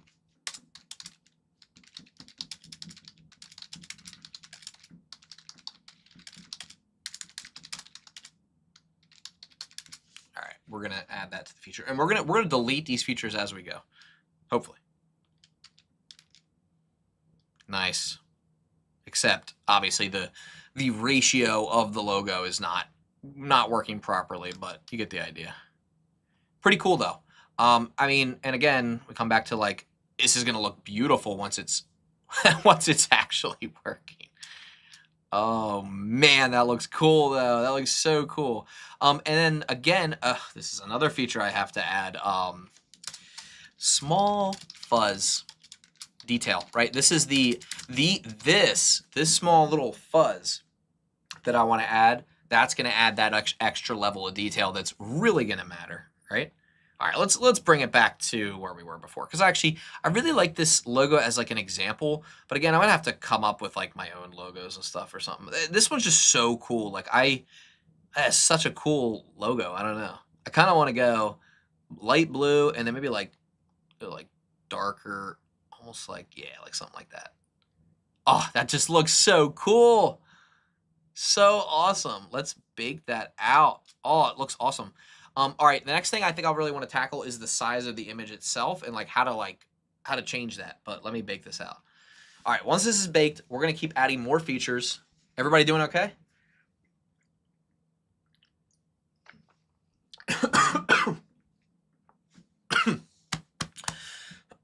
Excuse me, guys. Sorry about that.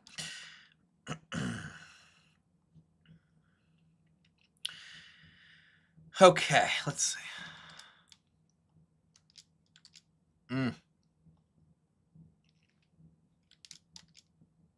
It looks great. I mean, it really does. And like, it's crazy how much depth of field.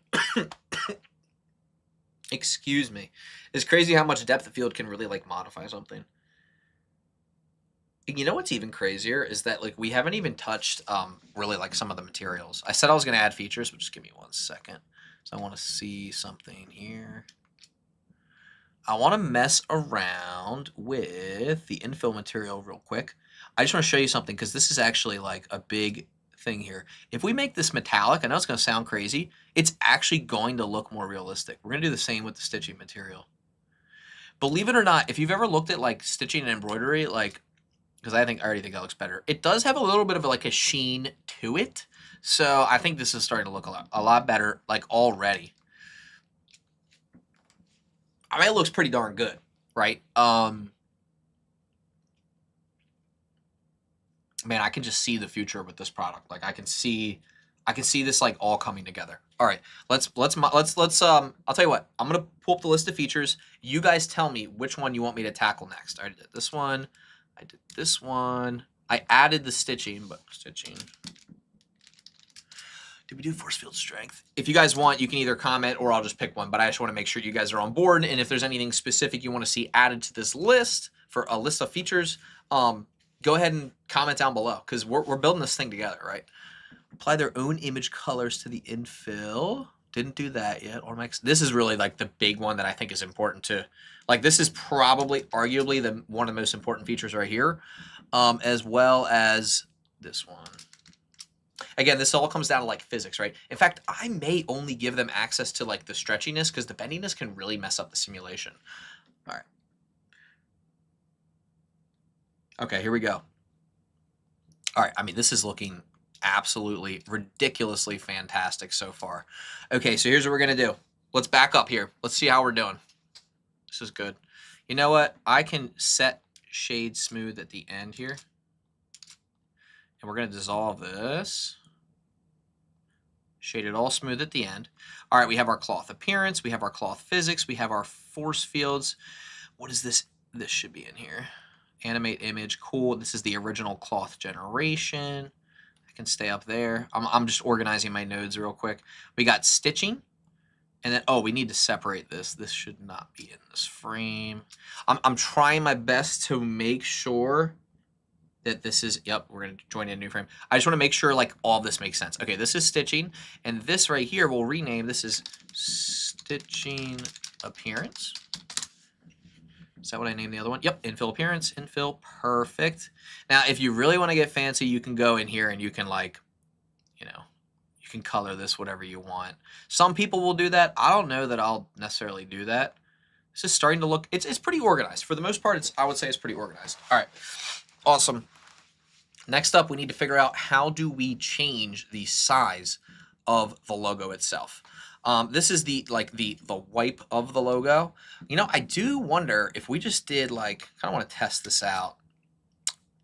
Let me think real quick, guys. part of me wonders, I wonder if I can just, I want to separate this real bad. I want to see, you know what? We have to play this out. All right, right here. Can I just take a vector scale and will that work from the vector? Take a vector scale. Okay, it does.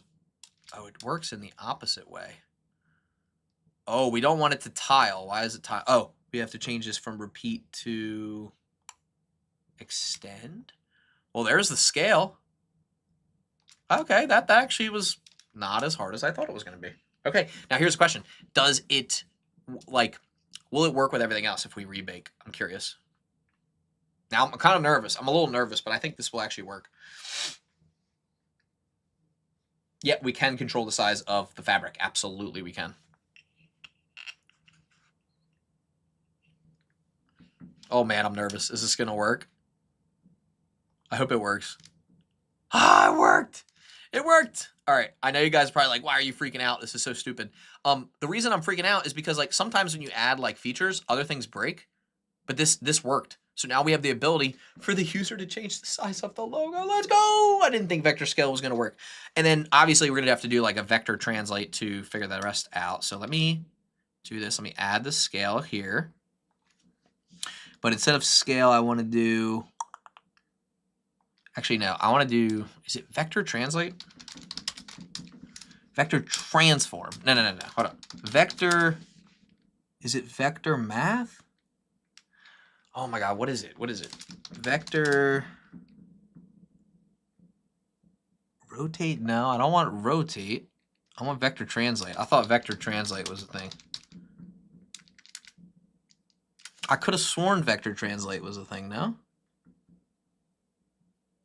Hold on. Vector transform? Hold on, I gotta look at something real quick. I could have sworn that was the thing, no?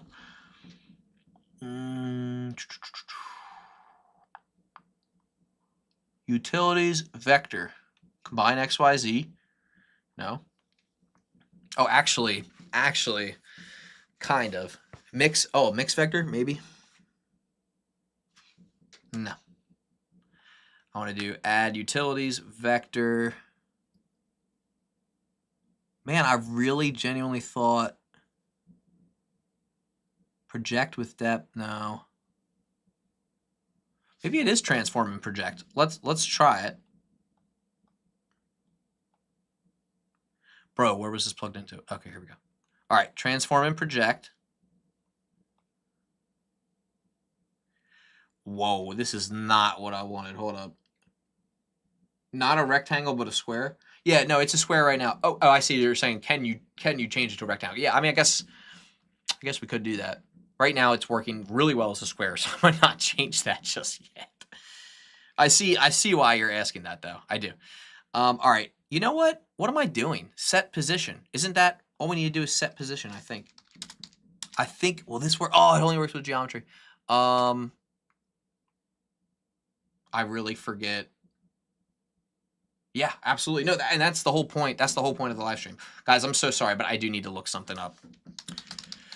Geometry nodes, vector transform?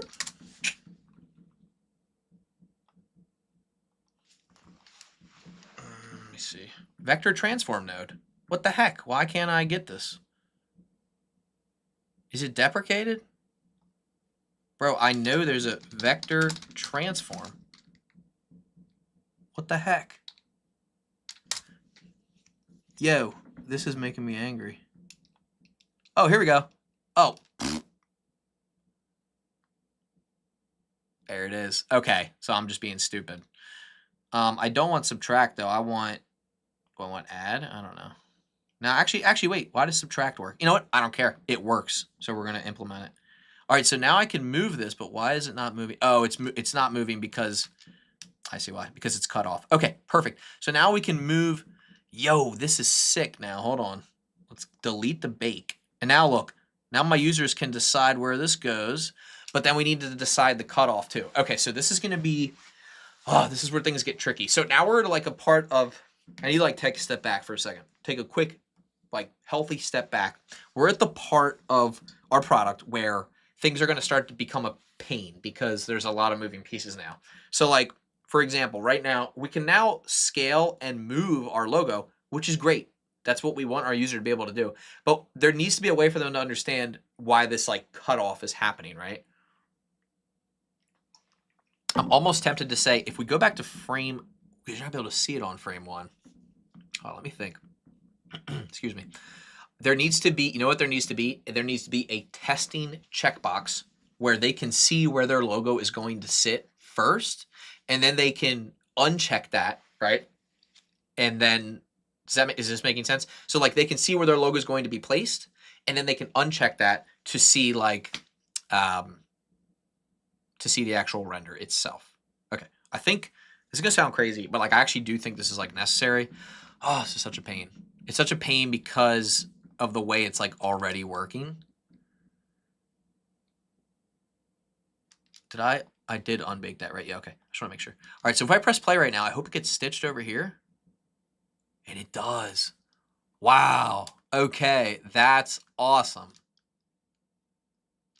I'm so happy that it's just like, I'm happy it's working. Like, but if I go back, I can't see where the logo is. So like if I'm a user and I open this up and I'm on frame 1, I'm just talking this through so you guys can understand where I'm coming from. I don't know where my logo is right now, right? Like I can't visualize where it is. So like I think in order for people to visualize it, I will take this result. Is it this one for the stitching? Yeah, I'm going to take the result for the stitching. This is going to blow your mind, hopefully. I'm taking the result, the actual like outline of the stitching, which is the outline of the logo. I'm going to say mesh to curve.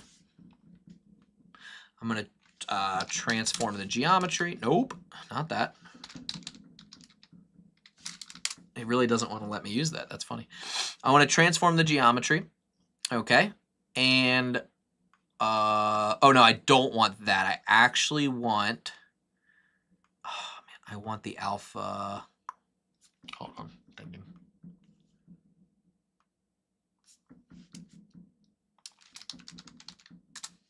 Hold on. Separate, I want to separate this geometry again. Hold on, I'm trying to think this through because I want the outline, but it has to be without the cutoff. So I'm wondering, what's that selection coming from? Oh, it is coming from this.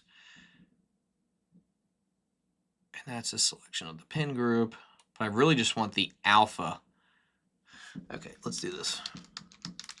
Separate geometry. This is gonna be like, this is such a stupid way to do this. I want to separate the geometry from here. And I want it to be the alpha selection. And then I want to bring this up just ever so slightly. Oop, that's too much. Okay, so now if I am the user, and once I have access to these inputs, I'm trying to think this through. Yeah, okay, perfect. So I can see where my logo is going to be before it gets stitched in. So like if I'm the user and I have access to this vector here, I can see the placement of the logo first. And then in order to make this even faster, I'm going to separate it again. And I'm just going to do the edge, is edge boundary. And I can make it even faster, I think, by saying resample curve.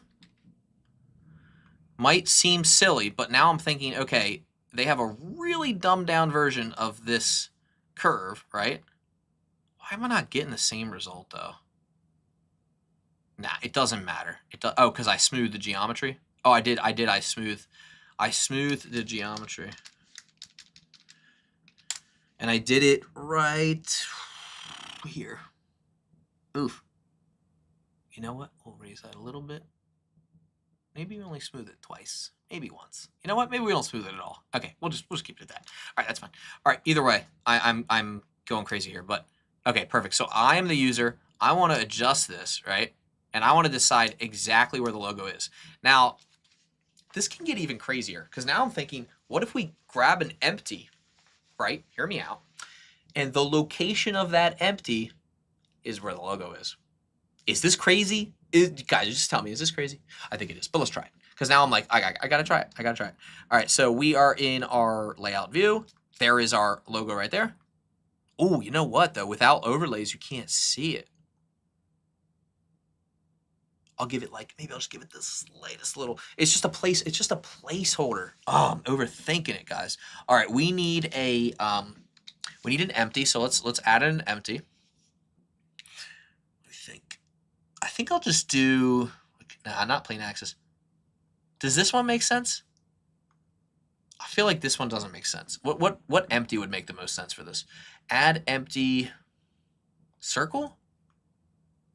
I never really liked the circle. I don't know. I'm like really overthinking this. Single arrow? No, I don't like the single arrow. I don't love the cone either. Darn it. Am I going to be stuck with the stinking XYZ?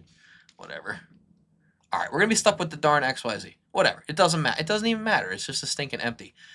I'm going to say logo. I don't even know if this is going to work. I think I can just plug the location of that. If I just do this, I think I can do the relative location. Does that work?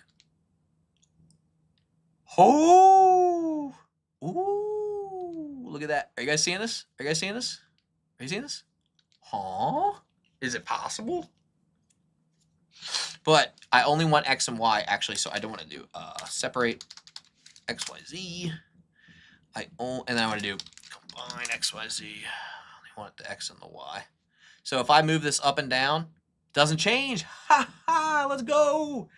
All right, so now the real question is, the real test, if I move this, will it work? Let's just move it like halfway over here.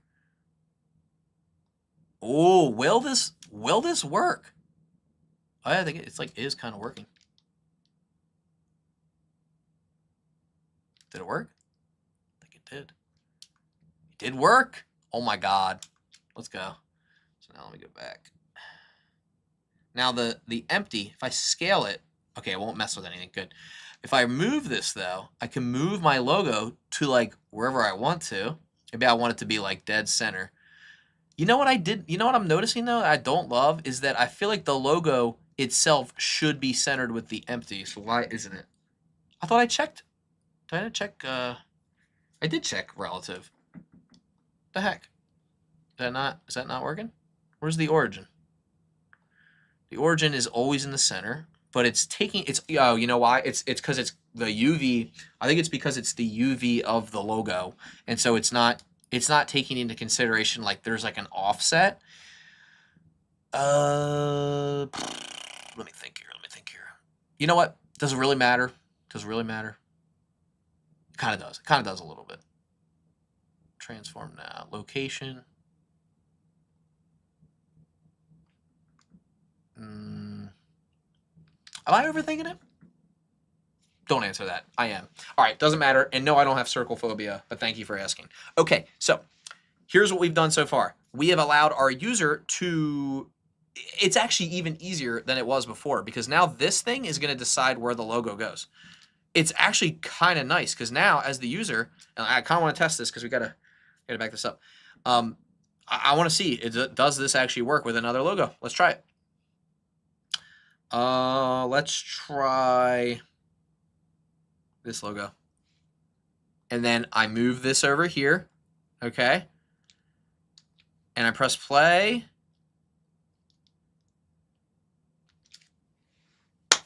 Let's go, ladies and gentlemen, we did it. I know this probably doesn't sound like that big of a deal, but the reason I'm so excited about this is because now let's talk about like, oh man, this is so cool. You know what though? Wait a second. Hold up. We can adjust the scale based on the scale of the empty. Can we not? Can we not? Can we? I don't know. Can we? Can we do this? Can we do this? Because we have access to the scale of the empty. So what if we could also scale our logo with the empty? Oh my gosh, that's crazy. This is such a cool product feature if this works. Now, the scale of the logo, we didn't figure out. Did we figure that out yet? I don't know. Did we? Is this, what is this right here? Is that the scale? Oh no, we did figure out the scale. Now, let's see. Can I plug my scale in here? Where did my logo go? Oh, there it is. Wait, what scale is this at? Okay, so here's what's interesting. I think I can scale my logo up and down. Why is it reversing though? It's reversing the scale of the logo. I also don't love how our logo, or is it this, all this stuff right here is for our like logo visualization. I'm just gonna call this all, how about logo visualizer? Yeah. All right, and this just allows a user, we can switch it on and off, by the way. We can do a geometry switch. This is a really cool feature, by the way. You guys are going to want to pay attention to this. If I use my group attribute, group input, my fault. If I use my group input, and you can see how complicated these products can get really quick. I can now say, do you want this feature or not? Like, do you want to see... Oh, my fault. I wanted to do that. Oh, darn it. I didn't mean to do that. All right, we'll delete that. Do you want to switch this on or off? And in fact, it should be set to true always, and it's checked by default. And we'll go into default settings too. We haven't gone into that yet. But now I can say, okay, do you want to see where the logo is going to be, or do you not? And we also want to make sure this works without overlays turned on. So we're going to need to kind of like, unfortunately, we're going to have to do curve to mesh. I don't love curve to mesh.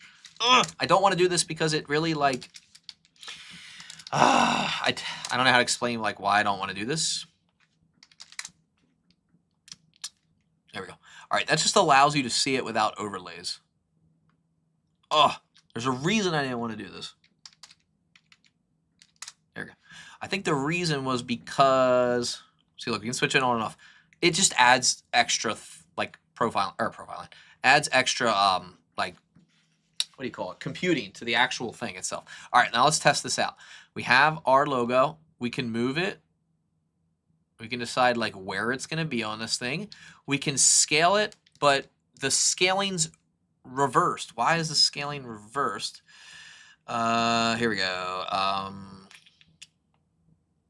Scale. There it is. Okay, so scale is being driven by our empty. But how do I reverse the scale?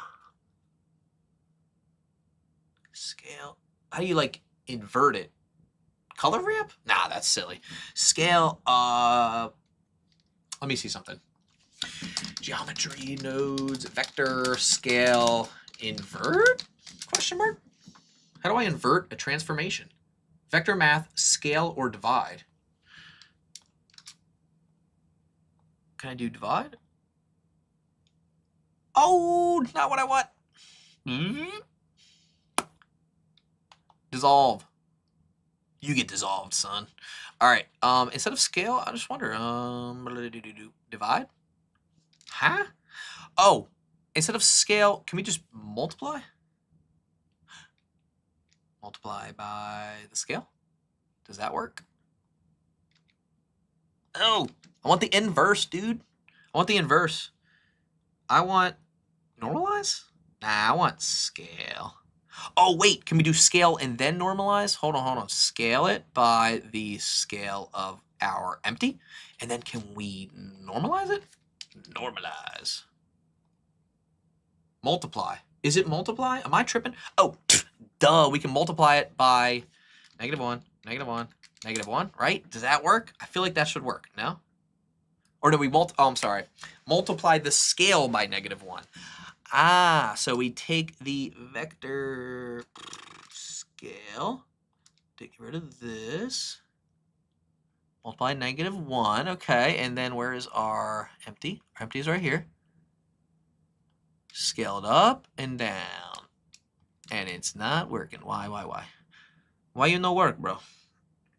-1, -1, hold on.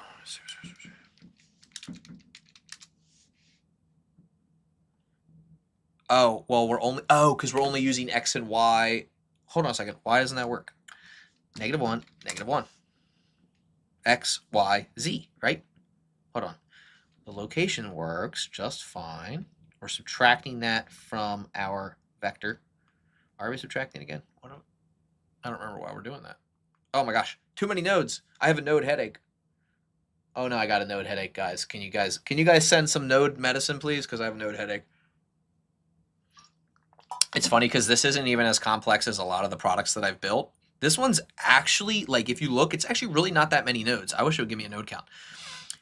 Because of Z. Why you no work, bro? Oh, wait a second. I have an idea. Can we separate? We want to separate and then recombine. Oh my God, this is getting crazy. I wonder if it's because the UV map, we need to separate and recombine only the X and the Y.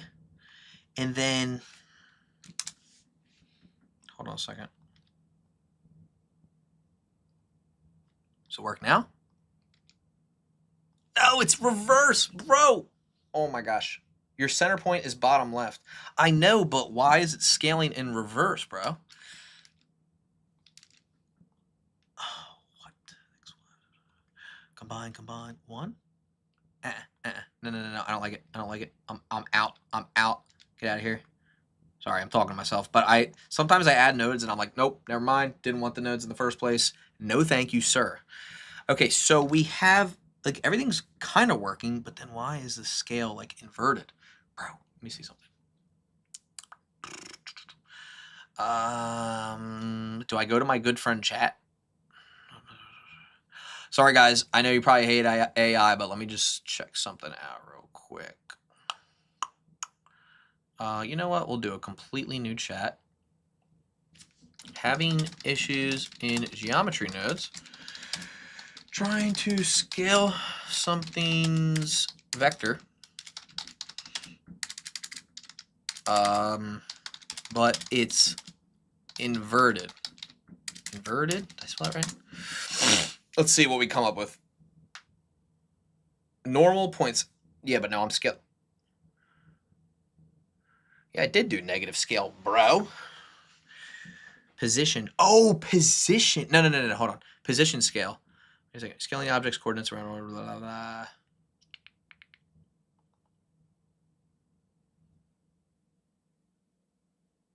Oh.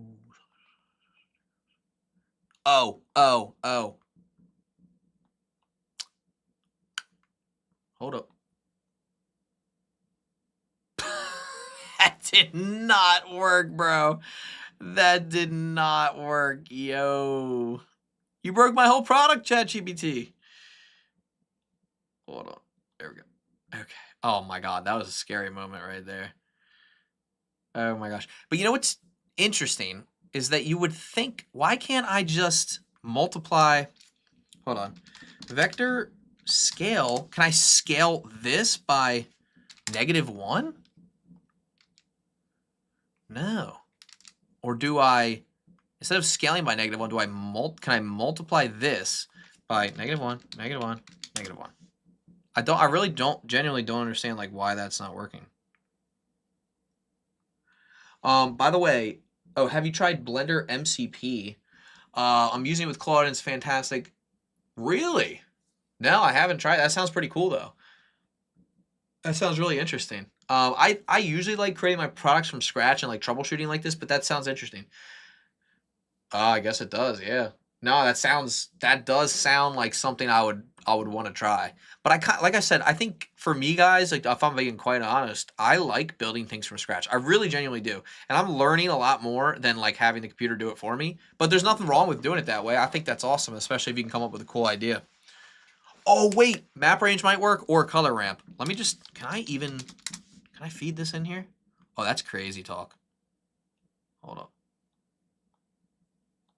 Does that work? If this works, yo. Oh, that would have been crazy. I'm going to try map range. Map range might work. Map range is, I'll be honest, a very annoying node to work with. Like, I've never found it helpful. Like, I mean, well, I'm sorry.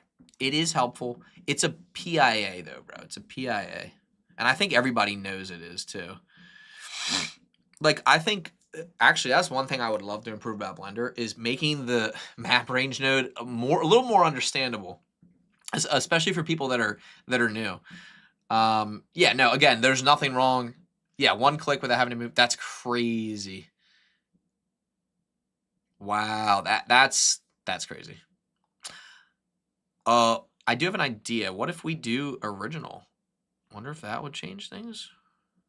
No, it's weird. It's almost not even using the relative like information about the empty. It's weird also because like the scale is working, but like I want to explore like what are the options in here. Cross product. The description for this is A cross B. Oh, reflect. You think reflect would work? Ah, it has multiple. No, bro. No. No. Hold on. Get this out of here. Here we go. Reflect. Dot product. No. Distance, length, scale, normalize. Ooh, absolute. Absolutely. It doesn't work. Floor, ceiling, fraction, modulo, wrap. Nope, that's a wrap. Tangent, no, none of this, bro.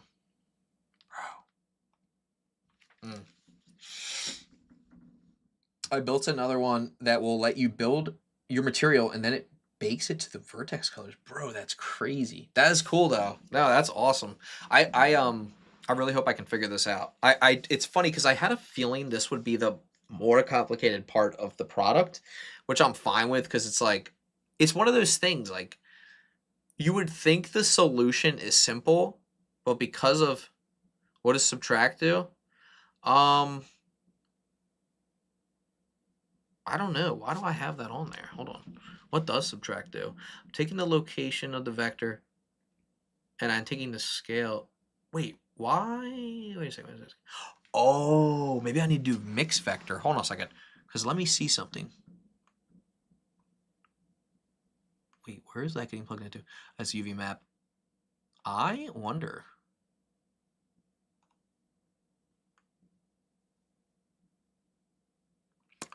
Wait a second. Why did I have subtract in there? Wait a second.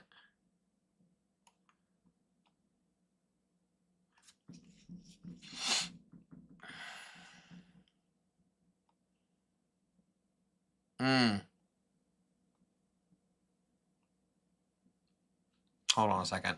I think I figured something out. Okay. Okay, that makes sense. Okay, so let me get rid of this. What I was doing. Okay. I think I know what I need to do. I need to mix the vector with the scale. And I need it to be non-uniform.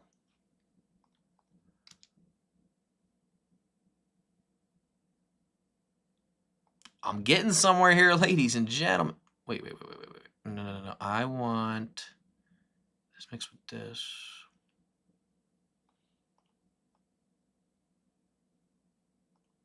Don't clamp the factor, bro. No. Make it uniform. No, don't make it uniform. Yo, I was onto something, bro. Okay, but so now I figured out one thing. Now the center of this empty is now, I guess, like roughly the center of the image. This is great. This is good progress. And then I need to further scale it after this. So maybe after I have the location, then I can take a vector scale and scale it from here. Why is it scaling inverse, bro? Hold on. Do I just do math and I do multiply? And then no, bro, hold on. No. Wait. Oh my God, bro. It's because it's scaling it from the origin. Why in the... Oh, multiply -1 and then add instead of subtract. Oh, multiply. Here we go. Multiply vector. Oh, no, that doesn't make sense. Hold on. I'm like so close to figuring this out, bro. What the heck?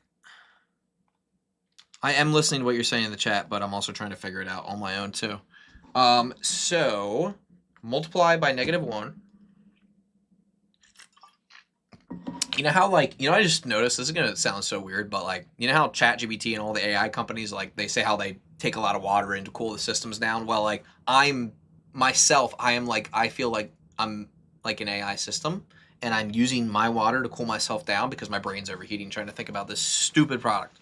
It's not stupid, it's fun. But you know how, like, when you work on something for a while, it can start to like really get to you. Like right now, like this product, even though it's not too complex yet, like it's actually starting to get to me a little bit. Because I'm just trying to do something so simple. I'm just trying to scale this John.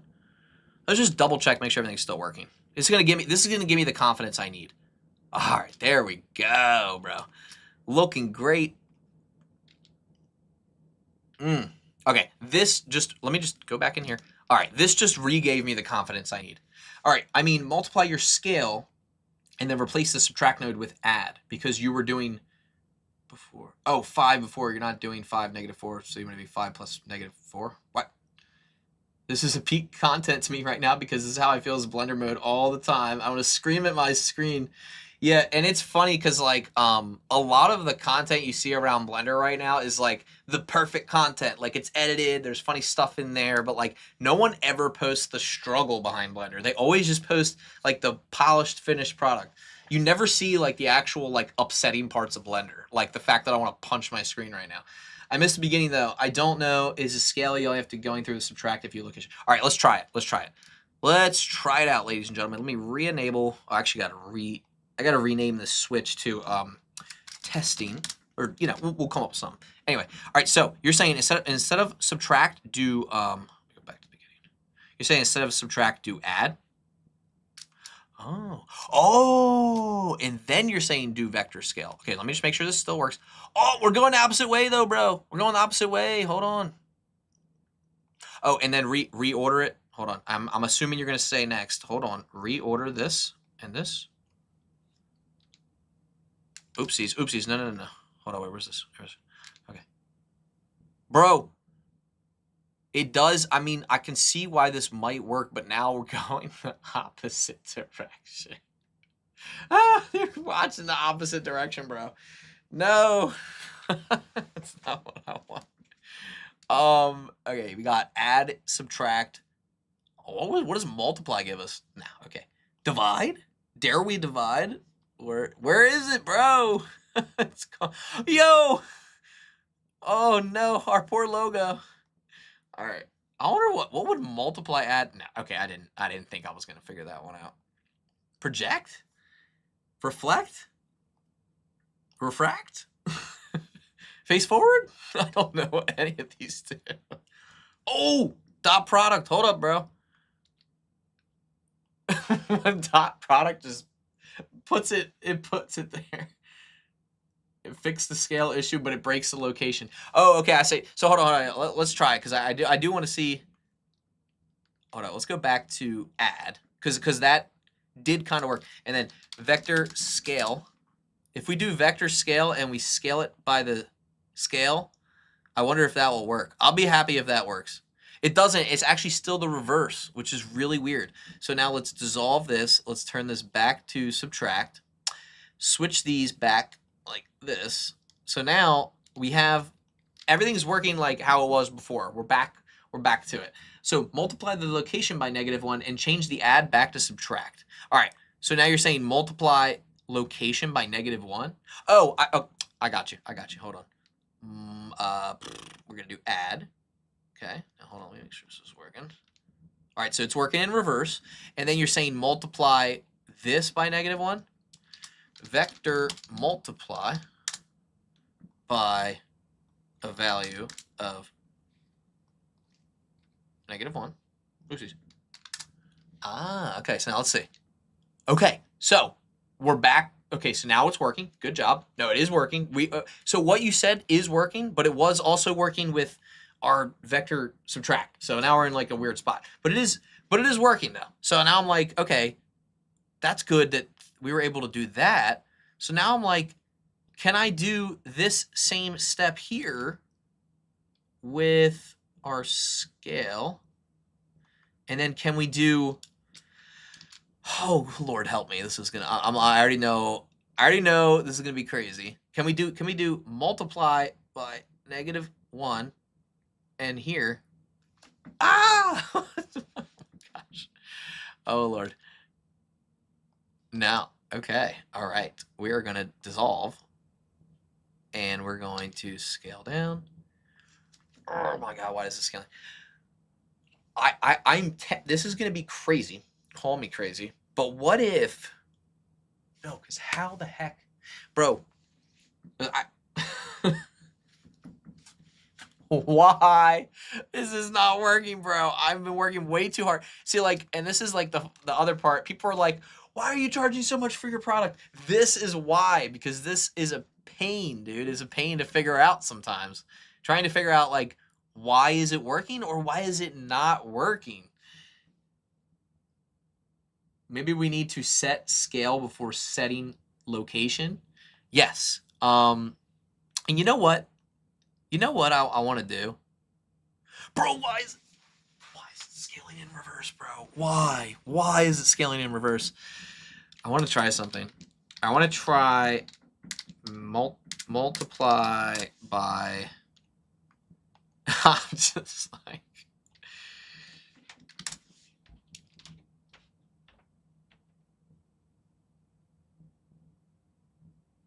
like, I just simply don't understand. The problem is that you're working on the combined result that includes location when you're doing the scale. I see your point. I see your point. And that's why I'm like, can you... is it possible to... Everything's being driven from the UV of the grid, right? So down here, this part is really just what's cutting it in half, right? We're separating it and we're comparing where it is and we're cutting it in half. And then everything's getting fed into the image texture, which then gets fed into the pin group. But it's like, how do we change the location and the scale? Is it possible to change the location and the scale at the same time?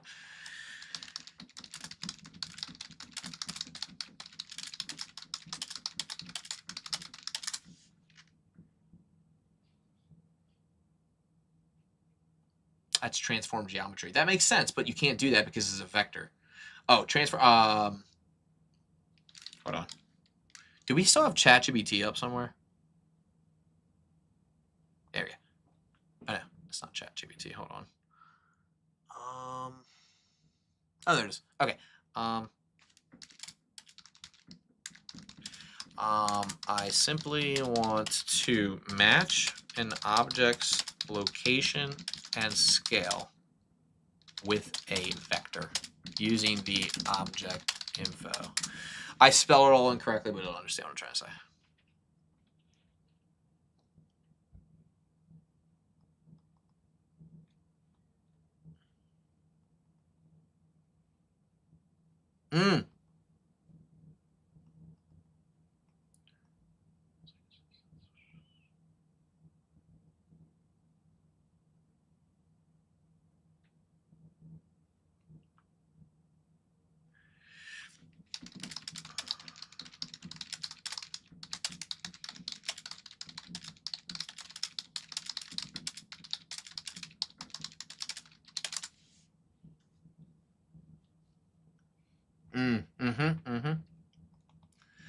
Okay, vector coordinates transforms work in reverse.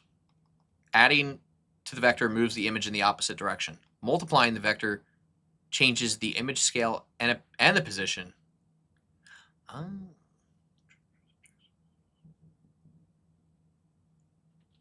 That makes sense.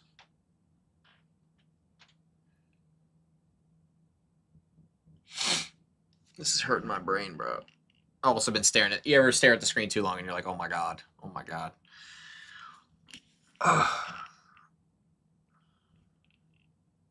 Okay. We're going to figure this out.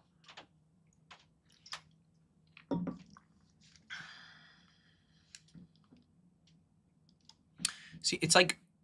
It's almost like I'm scaling the location, right? Or like I'm scaling it from the location center. I mean, it's nice that it's working, but it's like, it's weird that it's like working in reverse. You know what I mean? Like it shouldn't really. It's weird because like this works, but like in reverse. If it could just not do that, that would be great.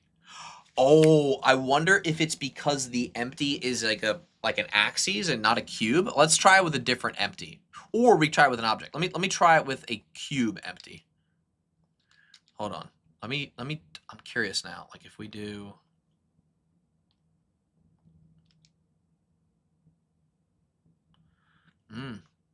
weird, bro. So weird. Although, like, if we dissolve this. See, like, it's actually kind of like the cube better. I think I'm going to keep the cube and delete the other empty. I like the cube because you can really, like... Oh, I wish I could scale the cube down. Oh, I can! I can scale the cube down. Nice! Now I can, like, move the image wherever I want.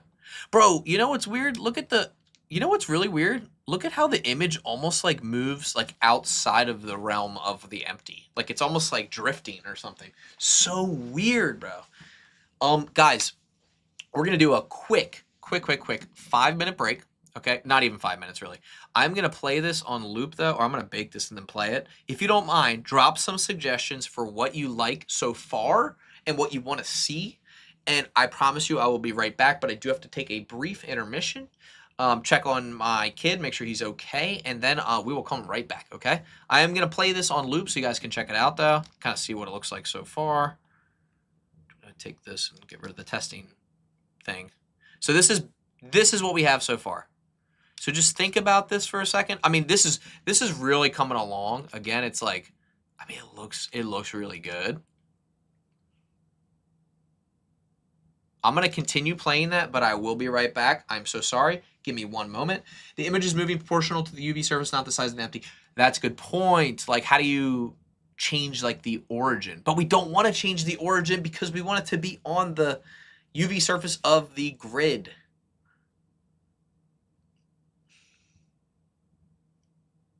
I'm really thinking hard about this one. All right, guys, give me a couple minutes. I'll be right back, and we will get settled back in. In the meantime, keep watching, and I'll be right back. Again, just kind of think, okay, what else? What other features will people want? I'll be right back. Give me a couple minutes. All right, thank you, thank you.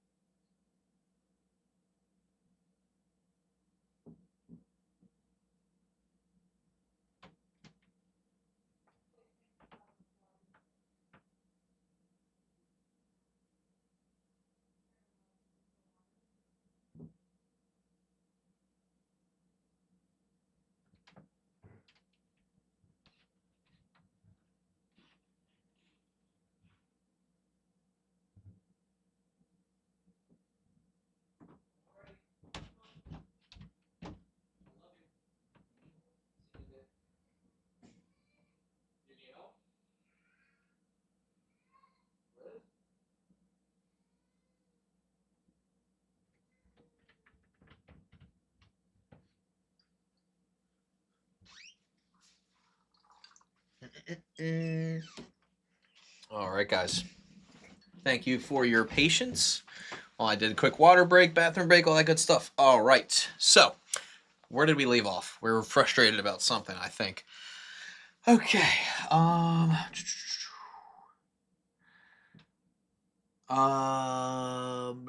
You might have to multiply the result, but I'm guessing because the image is moving proportional. Hey, folks, what time is it for you? Oh, okay, we're talking about time. Awesome. All right, guys, thank you so much for your patience. I really, truly appreciate it, and I know that this has been a long live stream, but I'm having a blast, so we're gonna keep going. We're gonna keep going. We're gonna figure this thing out. All right, now, again, I really love everything we have so far. We need to figure out this image scaling thing. I'm tempted to say let's come back to it just because it's gonna drive me crazy, but I'm also tempted to say no, let's not. I'm really curious. I'm a little nervous about this, but I'm curious what would happen if we like didn't feed the UV from the cloth generator in. I just like I'm kind of genuinely curious like what this would look like. Okay, I just want to see like where is. Oh, I think is it all bunched up right here? No, that's an annotation. I want to see, I'm curious, if we took, like, what if we just took the location of this? I'm just curious. Doesn't work. It needs, it like, it needs a reference of like, where is the UV like starting? I get it. I mean, I get why it needs that, but it's just kind of like a pain. Like, oh, it's so annoying that the scale, like vector scale. Oh man, I almost wish, I wish that the image texture. Wait a second.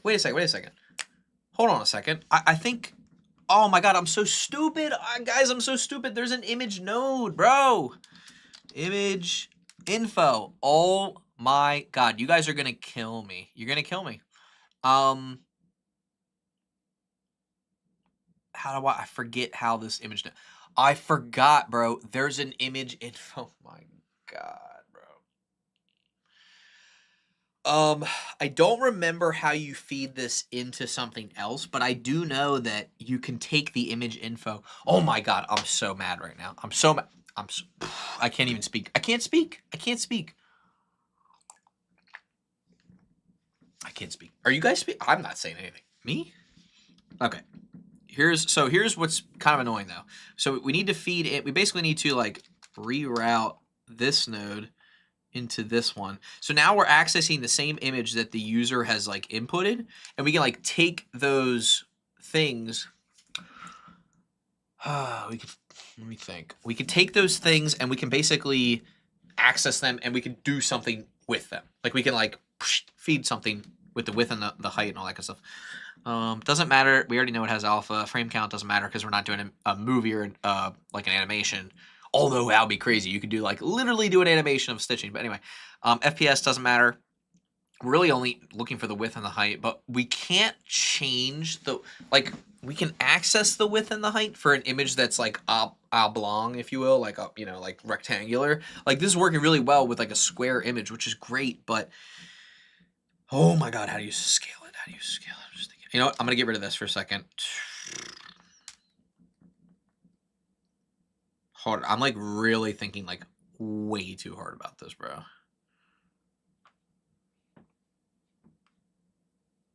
Unless, is there something I can add, like this purple stuff?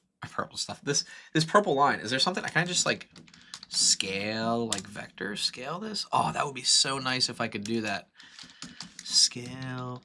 Oh, it'd be so nice if you could scale the image. Why is there no like? Oh wait. Color. Wait a second. Color. Wait. Add color. No, you can't. Feed the image node into the purple connector.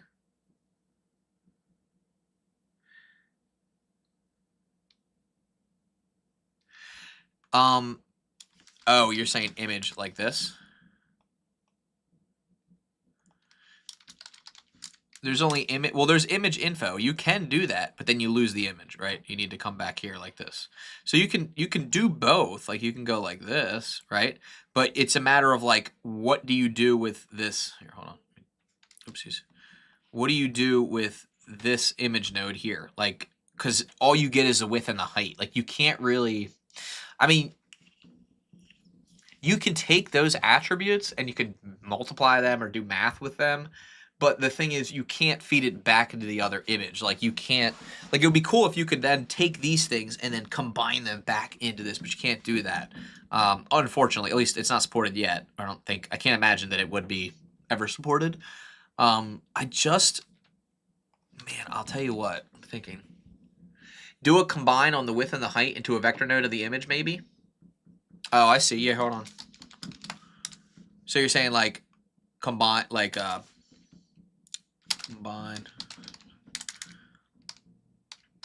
combine XYZ, something like that, right? And then take width and height. You're saying, I'm assuming that's what you mean, like kind of like that, right? Really has no, yeah. Scale, thinking. Unless It's so, oh, you know what it is? The width and the height is in pixels. So I wonder if we need to multiply them by a smaller, yeah, hold on, let me do this. Need to multiply it by like 0.1 each. 0.01. Hold up. Might be getting somewhere.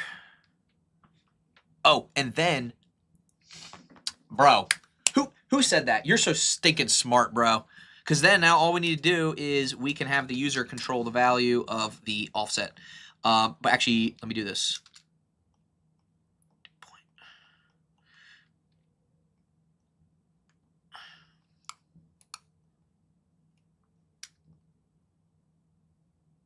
Why is it in reverse, bro? It's in reverse again. It's in reverse again, but you're so smart. It's in reverse. Why is it in reverse, bro? Why is it in reverse? I'm going to lose it. Hold on. I have an idea, though. Can we flip it with the color ramp? Oh, my God, bro. I thought we were on to something. I thought we were on to something here. I mean, what's cool is we can scale it. Can I still move it? I can still move it.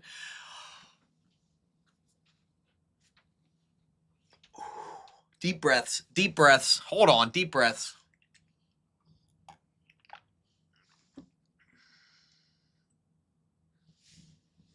Oh, I see. Oh, I see. So you're like this, you're saying? And then you go, you do this. Oh, is it baked? Oh, it's bro, no wonder I'm messing things up. Why is this not working?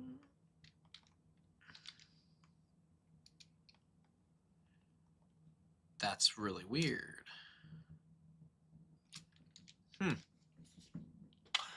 Bro, what? I see what you're doing, but it no work, my friend.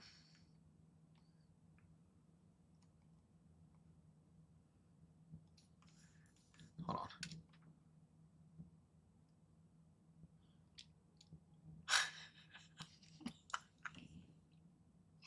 It multiply it by -1 again, bro. Hold on.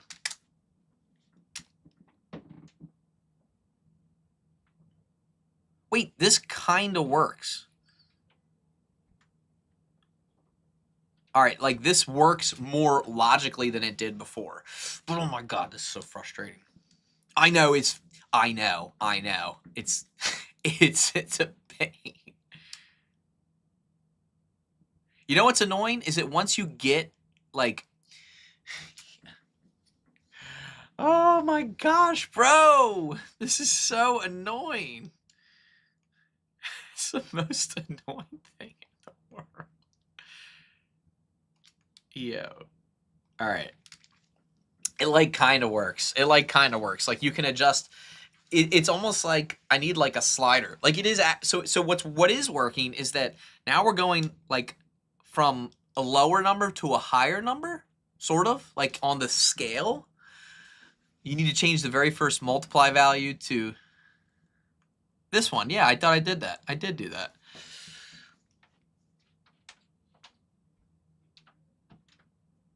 Did I not do that? I did do it. Yeah, right here. And then you change the value here, right? I mean, it does work at the end of the day. Man, did I wish it, or do I wish it would work by the scale of this, though. Oh, that's so annoying. Because then, I mean, I can do this, right? I can kind of place it where I want it. Oh, if we could just get the scale. Oh my God. You know, I know a guy that is so good at this stuff that he probably would be like, dude, why aren't you doing this? But like, I don't feel like texting him right now, but I know he would have the answer to this in like a second.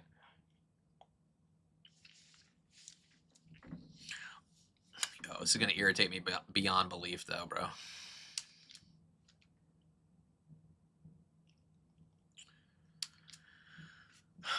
You know what? We're gonna come back to this. I do feel like this is looking pretty good so far. I just want to see one more thing. I want to swap the logo yet again. Ah, no, bro. Why are we getting a weird result here? Oh, because this logo is so close to the edges. That's why. So you're getting that weird. Actually, this is kind of like a good thing because like we really shouldn't be getting that because that's not correct. We don't want that. All right, good. That's better.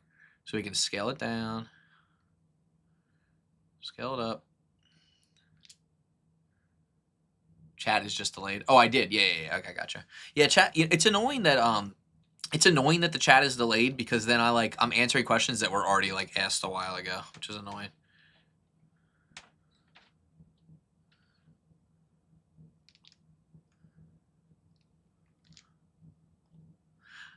Let's bake it.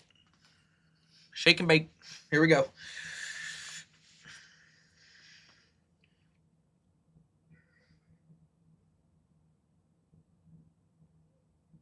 All right, we have baked it out. Let's uncheck testing because we're not testing it anymore. Looks great. Is there a way to get the bake button in the geometry nodes modifier? Let me ask my good friend chat. Do I still have chat up? Where's chat?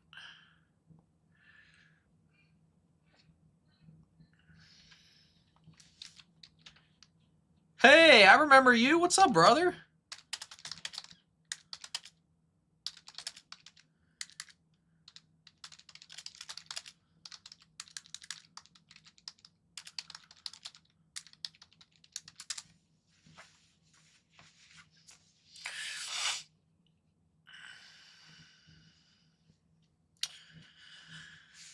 Okay.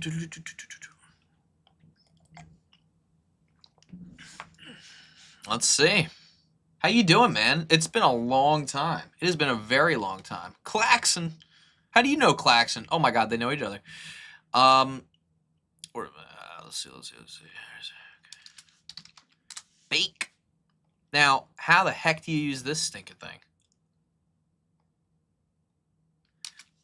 Is that the only? Yeah, that's the only bake node, right?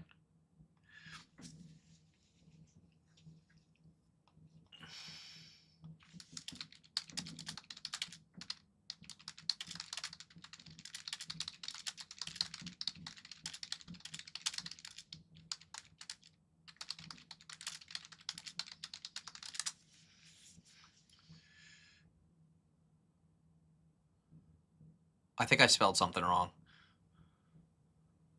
That's annoying.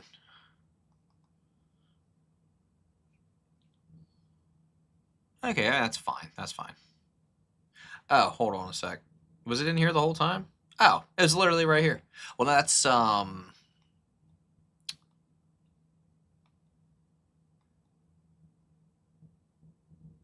Does that give you? No, it really doesn't. That's not. I'm really familiar with the bake one. I'm confused why it would work by multiplying a regular input value but not with an empty scale. I know, I agree. If I split the XYZ on the empty scale and only use one value like X, oh, that's not a bad idea because we're just like uniformly scaling it. That's not a terrible idea. Let's try it. We'll come back to the bake thing. I'm just like so pleased with like how this is looking. Claxon, welcome to the live stream, by the way. But let me show you what we've been working on. We're actually making a product with users like on here that are watching. And what it is it is a like physics, like basically an animated like logo type of thing where you can, upload your logo and then it'll like gets imprinted onto the like the canvas here. So let me show you how it works. I'll go ahead and select a different logo, and then we'll try that idea that another user had. I like this one. Let's unbake it. Let's delete the bake. Let's go back. Let's review where our logo is. It's right there. Go back to geometry nodes. Turn our overlays back on. Move our logo.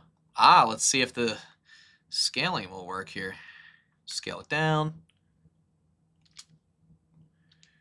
And we'll move it like right here. We'll click on bake. And let's bake out the animation, shall we? Yeah, I think the splitting it up might work, actually. I think that actually might work. We're going to test it out. And what I love about this is like, this will be a series. Like I'll try to do this as much as I possibly can. But at the end of the day, this is going to be like a really great learning experience for all of us. Here we go. So here's the simulation. Looks cool. Oh, so awesome. So like, I mean, this looks really good. Let's modify the colors, shall we? Cloth color, I'm gonna go with a dark green. And then stitch color, I'll go with a light green. And the infill color, we'll go with like a subtle green, if you will. This is starting to look really stinking awesome now. I'm really liking this. Like, even though some of the features are broken, like that's okay, because we just started this, right? It's gonna take some time. That's okay. All right, let's try to well, first of all, get rid of these darn annotations here. What was I gonna do? Oh, I was gonna split the value up of the input. So we have our scale, separate X, Y, Z. Let's take that down here where we're working with everything else. And you're saying just take like the X value. Let's go back. Delete the big. You're saying take like the X value and like, how about the Y value?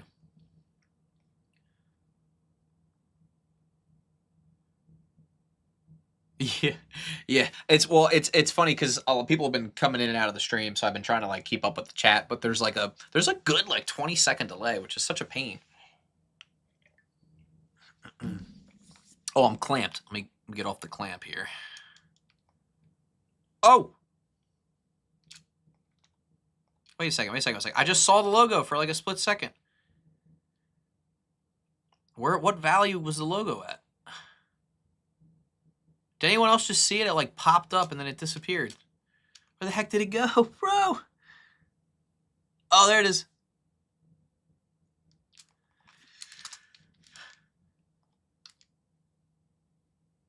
It does work, but it works in reverse. Bro.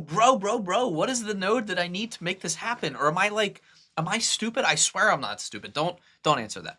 I don't know why it's not working though. It's like, I'm literally scaling this thing up and down. Okay, we're taking the X or the Y, whatever, but it should be reflecting the logo size. Why is it scaling in reverse? Is it because of the UV? Like, or is it, like why why is this happening, bro? Oh my gosh. Let me see something here. And it is relative. Apparently that doesn't matter at all, even though I feel like it should matter, right? Good, we're scaling it. Again, like, bro, I feel, you know who would actually, Klaxon would probably know the answer to this, but no, I just don't know why. It's like, and it's funny because a lot of people sometimes they ask for like collaborative streams. I don't do that often because I usually like to work on my own. But I like figuring things. I kind of like the struggle a little bit because it's like then you really have to earn like the nice product. Like you have to earn the thing that you're building. Like why should someone pay me money when I'm struggling to figure this out? I get it. Like they probably shouldn't, right? But they probably will because most people probably wouldn't try to do on their own, or they just hire someone else to do it. Oh, it looks so good though. It looks so good, and this is not even the highest quality either. Oh man, I love it. But let me go back and think this through. I'm scaling something, and then it's not. I got to go back to chat real quick. I know you guys probably hate ChatGPT, but I really don't care because I want to figure this out. Basically right now, I am scaling an empty up, and the logo itself is scaling down. I have tried reversing it and applying a negative value, but it doesn't seem to work. It's because texture scale works in reverse. Higher scaling equals more tiling. I wonder if it's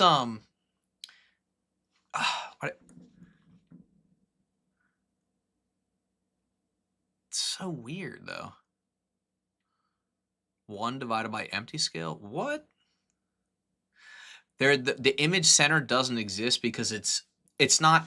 You know what's one thing about ChatGPT that's kind of frustrating is a lot of the times when I'm talking about nodes, it always thinks I'm talking about shader nodes, but I'm almost never talking about shader nodes. Have to reverse the object scale to get it to work. It's just so weird. Like, I wonder, where's our image? So right now I have it set it to extend. If I set it to clip, will that make a difference?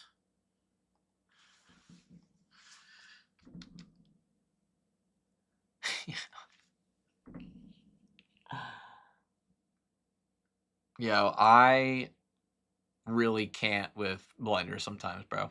The funny thing is, and like I talk about this a lot, is like it is my fault. Like it's not Blender's fault. Like I blame Blender, but it's because I don't know the nodes well enough to figure out like why it's not working. But this is one of those things that like I genuinely do love like the experimental process. But I'm also like, bro, like, come on, bro. Work with me here, Blender. Just a little bit. Just a little bit. I wonder, so like, yeah, it is scaling. So scale, scale, scale. Do you think I could use the bounding box of the empty? Would that be helpful? The bounding box? Can you get a bounding box of an image? Change the multiply back to negative? Shoot. Oh, there we go. Okay.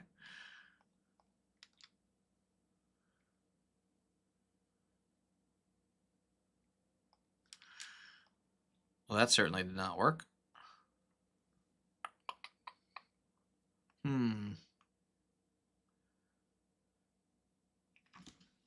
This is weird.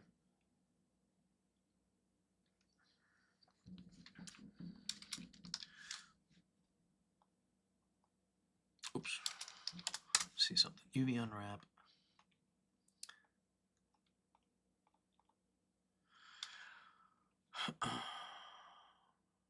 Multiply it by -1 in the geonodes, and it will scale with the empty correctly.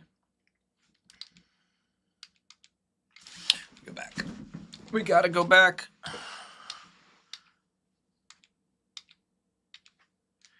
So you're saying multiply what by -1 though? You're saying multiply this by -1 before I multiply it by this?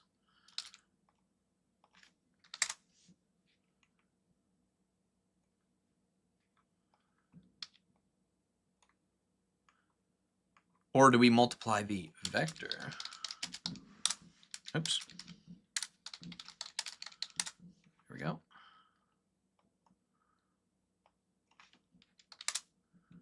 Oof.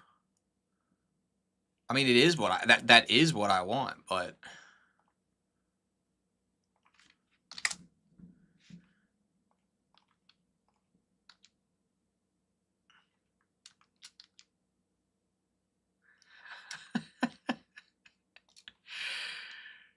yo. Oh, wait a second. Wait a second. No, that won't do anything. Hold on. I wonder if I invert the scale of this. Oh, since you haven't been looking, I'm sorry. Yeah, so the issue is I'm trying to get the empty to scale the logo. I'm basically trying to get the empty's location and scale to match the logo. Or like the logo to match to the empty, if that makes sense. That's what I'm trying to do.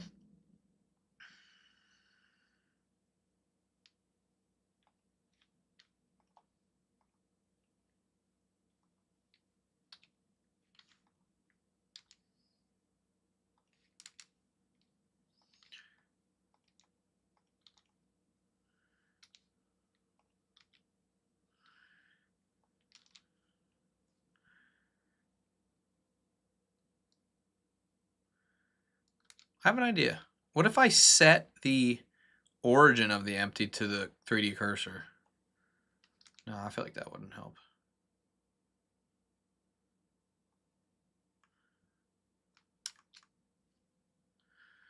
Did I apply transforms? No. All right, now I've applied transforms.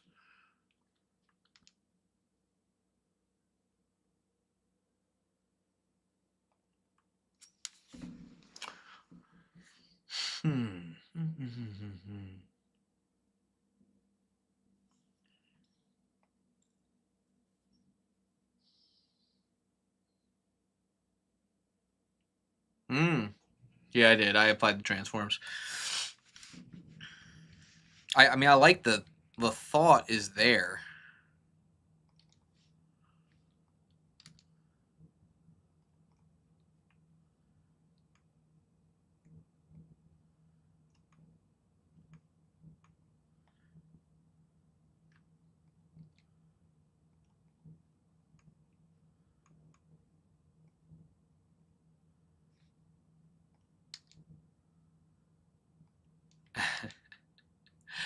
Yo, what in the world? Like, why?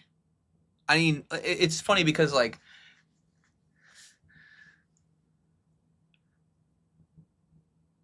oh, see, that's interesting. See, like, that's okay, okay. You know what, guys, I hate to do this, but, like, well, the plane is generated from from geometry nodes. The plane is a grid. This is the plane. Otherwise, I would be able to apply I see your point though, like applying the transforms. But you know, does it I wonder if it matters that the original object is just a vertex. It shouldn't though, because everything's being generated within geometry nodes itself. So I don't understand why that wouldn't work. But you know what? I have an idea, guys. I'm going to go back to this, and I think I'm just going to have users just adjust this just for now, like, because this is going to drive me bazonkers. Oh, wait a second. Negative. There we go.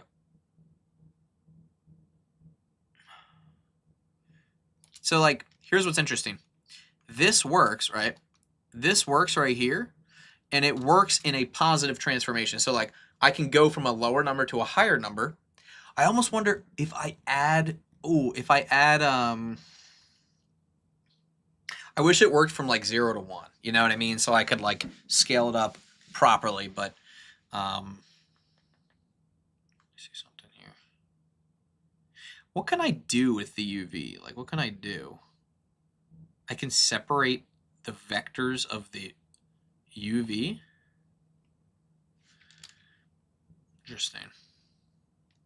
Or if I just plug the UV into the scale, it'll just scale it. It's so weird, bro.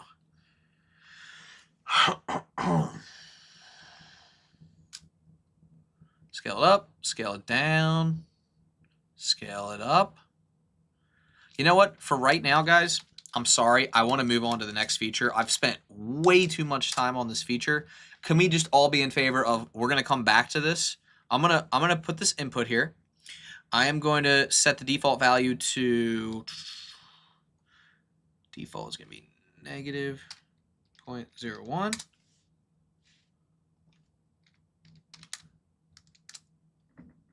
Wait. No. I meant negative 0.4. Sorry. Negative 0.4. All in favor of just going to the next one, because I've wasted so much time on this and it's going to drive me absolutely crazy. All right, good. All in favor, say aye. Aye, good. All right, votes in. All right, we're moving to the next one, and we'll come back to this. I promise. I'm going to say needs improvement scale. You know what? This is one of those examples of, like, you can spend so much time. Wait, what? There's a set origin node? No, there's not. No, there's not, bro.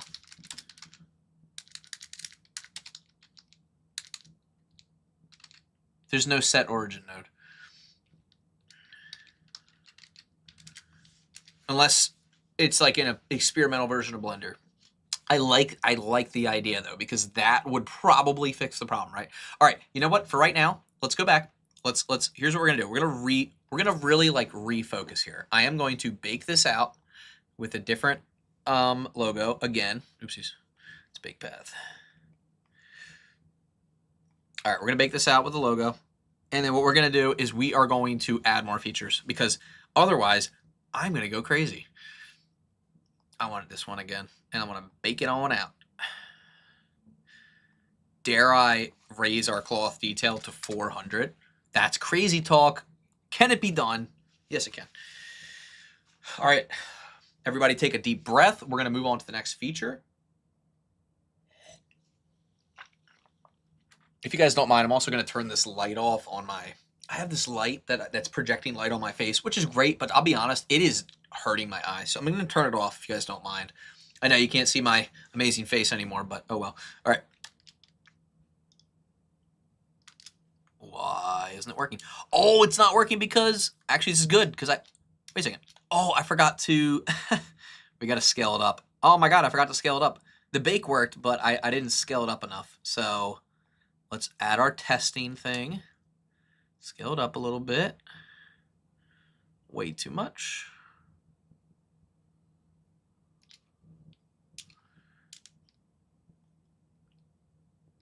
And you know what? I want to move it. So I'm going to select my empty and I'm going to move it. And it's moving in reverse. Fantastic. We'll come back to that. Perfect. That's exactly where I want it. Now that I've done my testing, I can bake.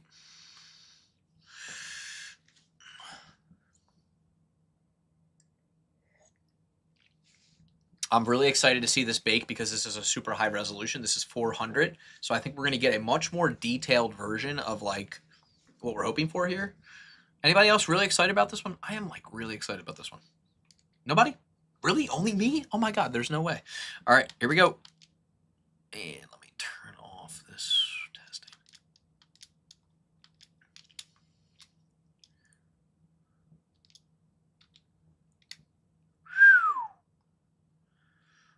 Oh my goodness. Oh, would you look at that? And we are back in business, ladies and gentlemen. Okay, here we go. Going back to geometry nodes. Let's talk about the next feature. I am going to lose it about this. I'm tempted to say, can we adjust the rotation? I don't know if I want to do that. I don't know if I want to do that. Although we're only really adjusting the Z, so like, this is one of those things where I'm like, oh my gosh, I'm gonna freak out if this messes like things up. I'm gonna freak out. But luckily we have a testing version of this, so we're gonna be able to.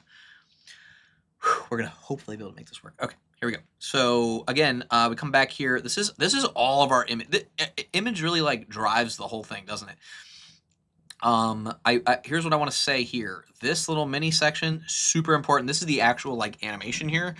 Now, after we scale our image, can we do vector rotate right here?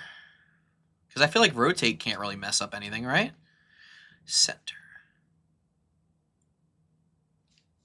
Is that even doing anything? Oh, here we go. Rotate. Okay, so, so it is like rotating.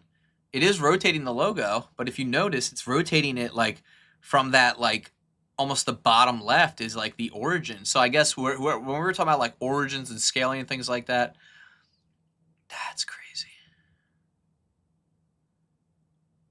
But that is essentially the rotation of the logo. We'll come back to that. We'll dissolve this one for now. That's a feature should be easy to add once we figure out the scaling. Or can we link it to this rotation? Hold on.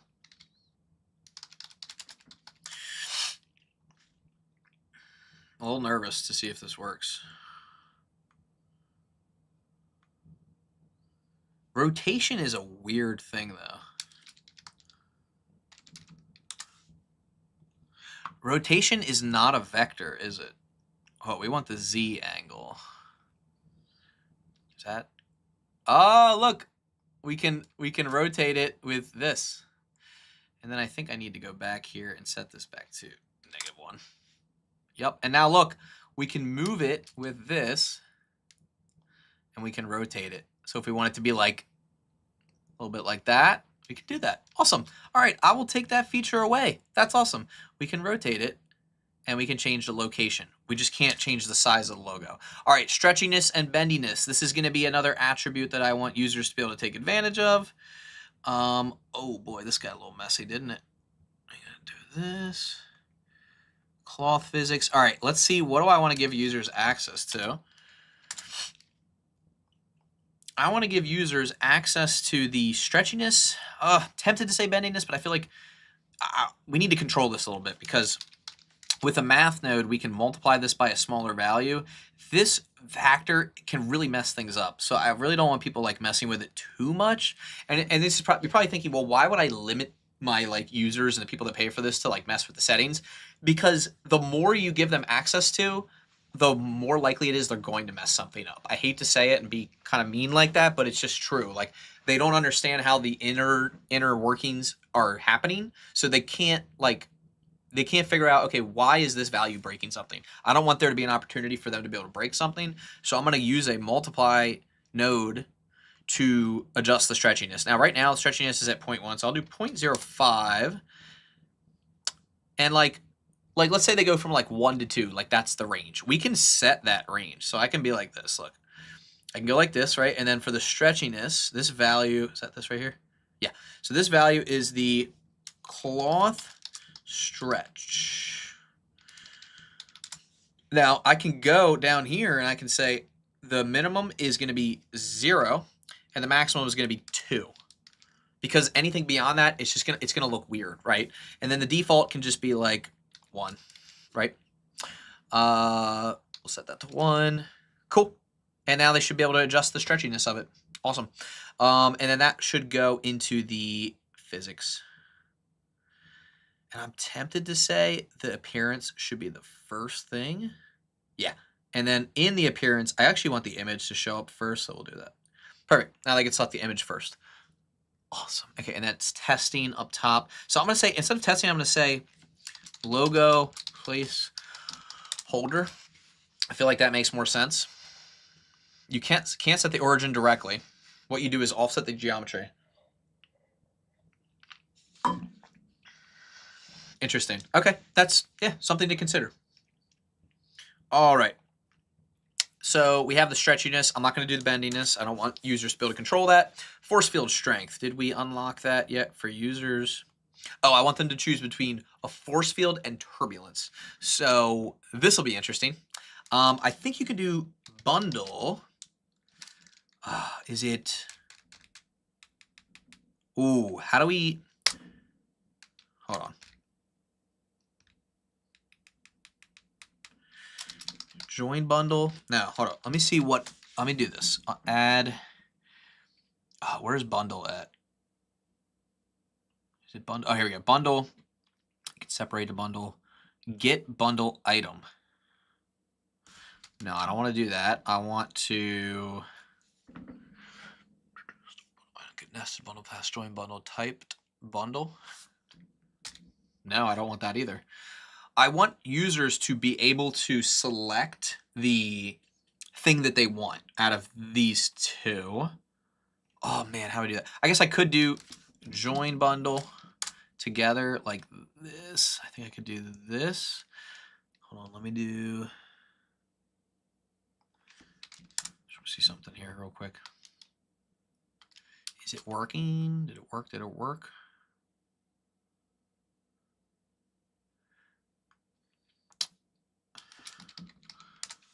No, I don't want to. Do I want to switch? Can you do a bundle switch? Oh, please tell me you can do a bundle switch. Oh, you can do a bundle switch. Let's go. Okay, so they can switch between this or this. So right now it should be turbulence, and if I switch this, it should be. Oh, I gotta plug the output in here. All right, right now it's turbulence, and if I switch this, it'll become the other one. All right, that's good. But how do I do?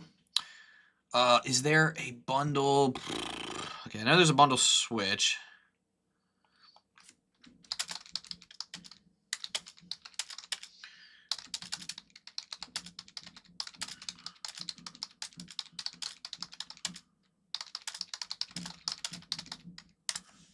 I think. Oh no, it's Oh oh my God, what is it called? Not switch node, menu switch. That's what it is. Oh my gosh, menu switch. And then instead of geometry, we want bundle. Let's go, ladies and gentlemen. We have option A, option B. We can plug that in there. And then what we do is we say to our users, how would you like to choose the type that you want? And that's going to be, so option A is turbulence. And then if it's option B, it's going to be the other type of force field. Let's go. So this is awesome. This allows, I don't think you guys realize how awesome and powerful this is. So I can say force field type, right? And then instead of B and A, I can go in here and I can say, in my node, I can say turbulence. And then I could say upwards, or I can just say force, right? And then in that force, now we can take this and they can modify the force itself. So we'll go here. That's gonna be force field type, right? And then what I'll do is I will allow them to do force field strength, which will essentially be, let's see, we don't need both of these. What do I do? Scale. That'll be the force intensity. So we'll just use force intensity and, is that scale? Yeah, it is. Okay, good. So these are both going to control the quote-unquote force intensity, which is going to be force intensity. Did I already rename that? Yep, force intensity. I don't want wave magnitude anymore, so I'm going to delete that one. And now let's go back and let's test it. Wait, which one is that? Oh, it has to be negative. It has to be negative, so -5. There we go. Let's try -20. Much more dramatic. Awesome. Look at that. We just made custom force fields for our users to take advantage of there. How awesome is that, ladies and gentlemen? Okay, this product is really coming along. Let's go ahead and let's take a pause here. Let's see. Force field strength. Awesome. Ability to turn off stitches or infill. Okay, that's an easy one. So our stitches, let's go. Right there. Okay, cloth physics, cloth appearance, stitching appearance. Wow, we got, see, like, now it's getting a little bit like, whoa. We can probably consolidate more. I mean, a lot of this stuff is really just like all over the place. Like these really should be like above this, right? This should be right here. This really, we don't even really need this reroute, to be honest. Kind of ridiculous that we even have that there. All this can get bunched back together a little bit. You know what would be a great add-on is something that does what I'm doing right now, and it like consolidates all the nodes. I'm sure it exists. I know everybody's like, oh, it exists. I don't know what it's called, but it would be probably pretty useful to have, right? Go ahead and consolidate a little bit of this here. Cloth appearance, awesome. And I want to make sure we can, basically, we want to make sure we can switch off and on the threads, if that makes sense. So it's really, this exact thing is what we're going to do there with, that's the logo visualizer, right? We want to do this. There we go. Now we're talking here.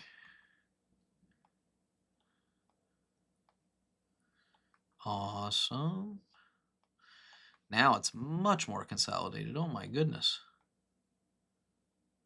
Perfect. Much, much better. Okay. Awesome.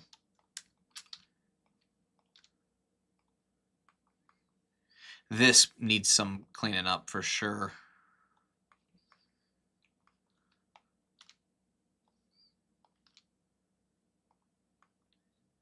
Okay. Okay, I think we're kind of locked in here, though.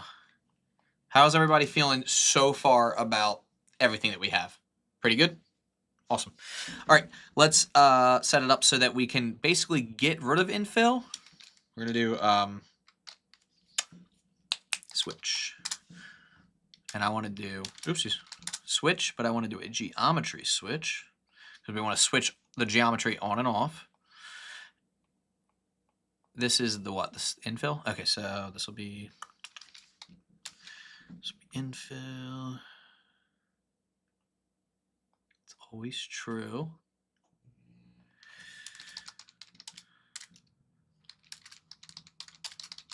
going to call this Stitch Infill. It should be under Appearance. And then I'm going to do the same one, but I'm going to do it for our stitching.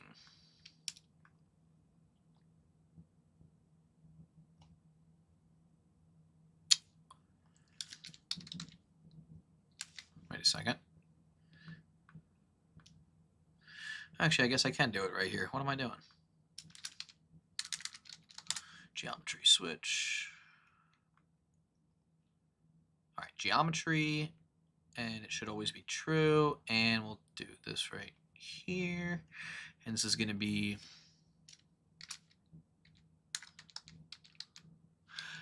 stitching outline. Yep. Put that right here. And then instead of image, I'm going to call this logo. Yep. Or I'm going to say choose logo. Yep, cloth color, stitch color. Look, notice how, I don't know if you guys can see this on the right. Notice how when I select one of these as true, which really they should both be defaulting. We want to default, the default attribute is true, and it's true. So because when they are checked, then you can change the colors, but if they're not checked, it won't let you change the colors. So something to keep in mind there. All right, let's see if everything's working. It is. Logo placeholder. Logo placeholder should be in here.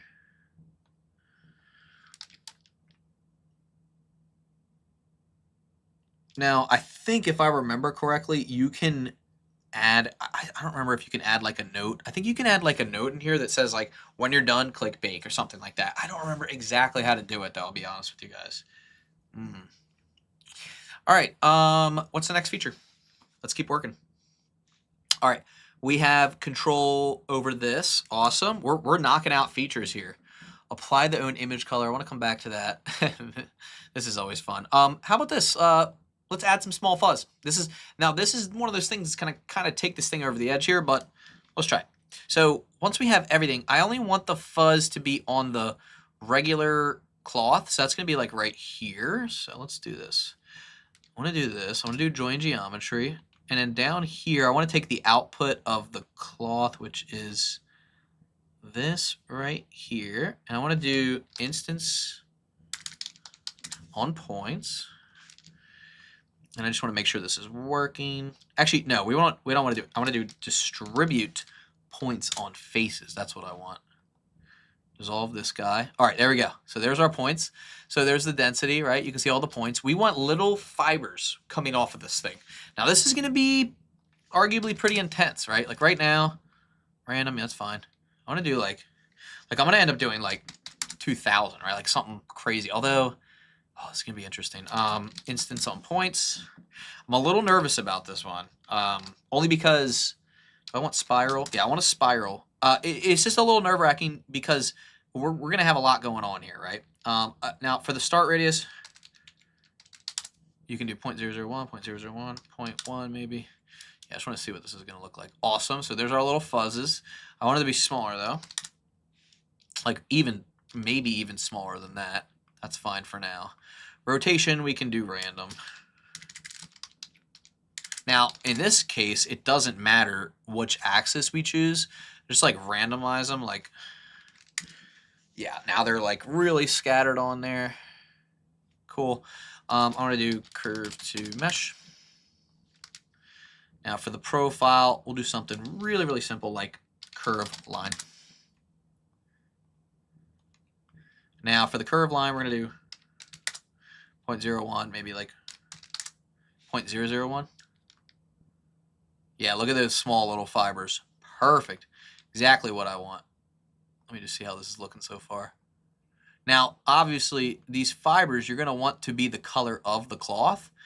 Now, I think I can just do set material, and we can probably just make them the color of the fabric. They'll probably blend right in. They're blending right in? Yeah, they're blending right in. So let's try infill. Maybe outline? There we go. doesn't really look that good. Oh, you know what else we need to do? We actually need to bake this out, but the reason it doesn't look that good is, one, because they need to be a lot smaller and they need to be more dense. So let's do like 5,000, and let's do a value for these.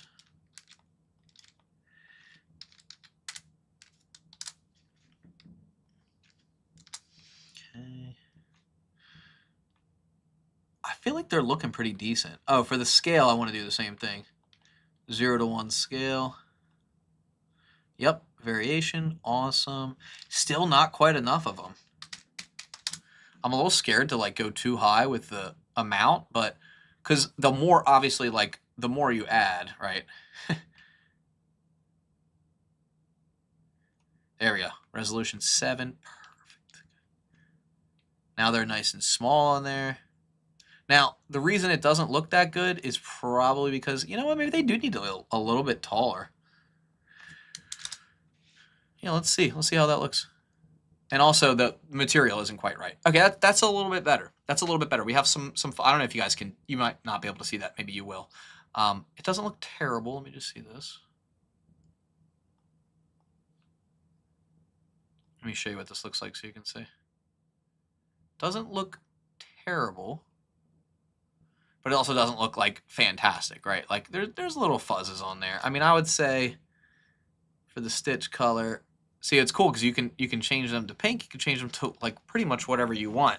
We could probably also do fuzz color, but I'm not quite there yet. Like this is a really good point to kind of like do. You know what? Let's turn the overlays on, and you know what? Let's almost call it a day here because I think we've gotten so far on this.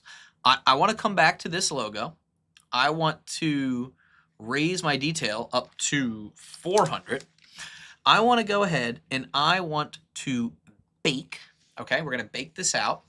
And then I just want to look at it for a second, and I just want to admire what we've created and be happy. I mean, we spent about 3 hours on this. This was a very fair chunk of time that we have spent on this thing. Maybe longer. How long have we been at this? I mean, we've been at this for a minute, right? So what I want to do is I want to step back, write down some more features, and then we'll probably revisit them next time. Here we go. All right, let's take a look. Wow. Well, actually, first of all, let's back this up and play it. Wow. I mean, it looks pretty good. It looks pretty darn good. I'm pretty happy with it. Let's change up the colors a little bit. I think we're going with a blue theme here, right? With, you know, for our stitch color, we'll do so as an outline stitch. So I'll have to change that wording there. I mean, this looks pretty darn good. I am pretty darn pleased with what we came up with in a limited amount of time. If you guys could just drop a comment on this video, let me know what you thought. I think we kind of did something really cool today, and I'm really excited to like turn this into a product, into something that people really truly want to buy, and we're gonna work together to add features. So if you don't mind, for the 7 or 8 people that are still watching, if you guys could drop in the comments, let me know, or in the chat, what other features should I add? If we could, we're gonna wrap up this live stream here, but I just want to wrap it up in a healthy way where we can like kind of get some feedback from each other and figure out, okay, what is it that we're like really looking to create here? Right now, we're still working on this. Needs bug fixes. Okay. Stitching control. We want to do for that size of stitches and density. And then working on that. That's another one. Product size detection. Working on that. That kind of really, this should go up here. Okay.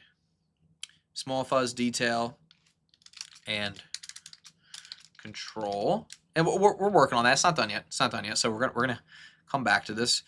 What other features do you guys want to see? I'm curious because I mean I'm already so happy with how this is turned. Oh, you know what I want? I want different reveal options. I want direction, XYZ, or no, XY. And then I also want noisy reveal. Let's control the stitches and allow them to move the same as the fabric. Now they are like nails. What do you mean? Oh, like flow together? Is that what you're talking about? Oopsies.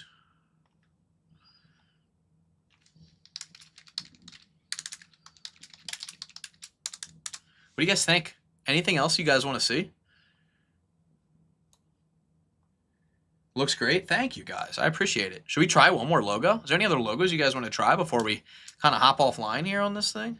I'm pretty darn happy with what we have. I mean, you look at the detail, like, I mean, I'm on a great computer right now, don't get me wrong, but like you look at the detail level that you're getting with something like this, it's not terrible, right?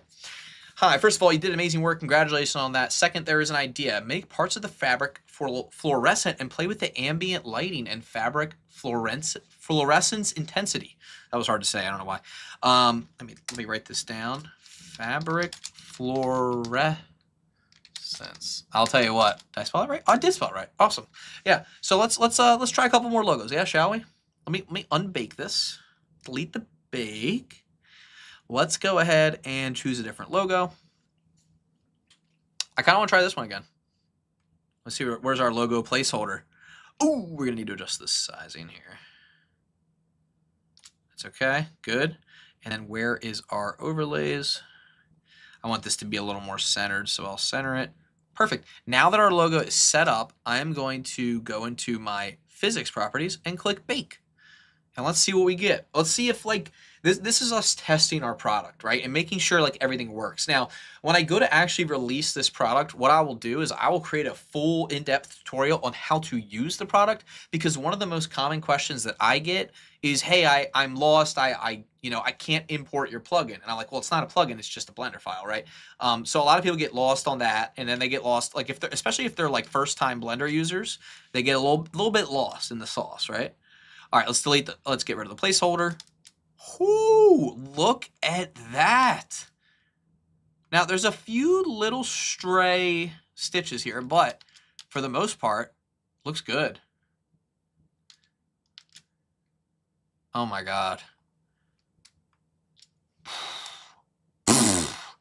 Sorry, I had to do it, but darn, that looks good.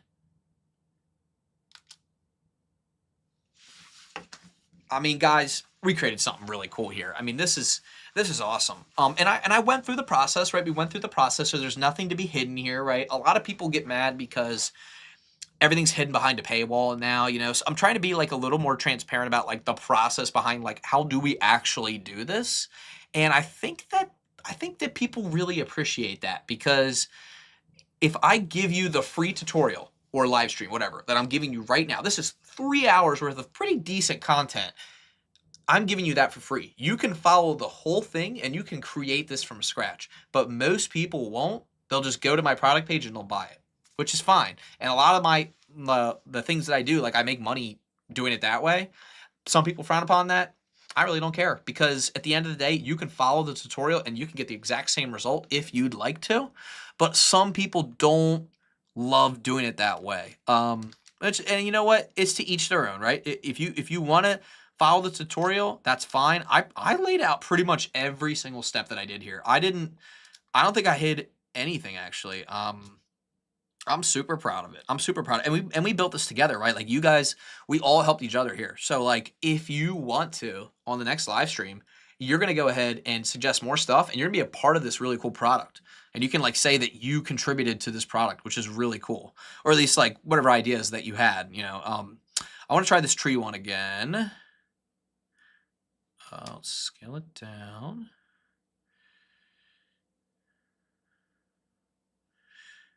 Okay, nice and scaled down.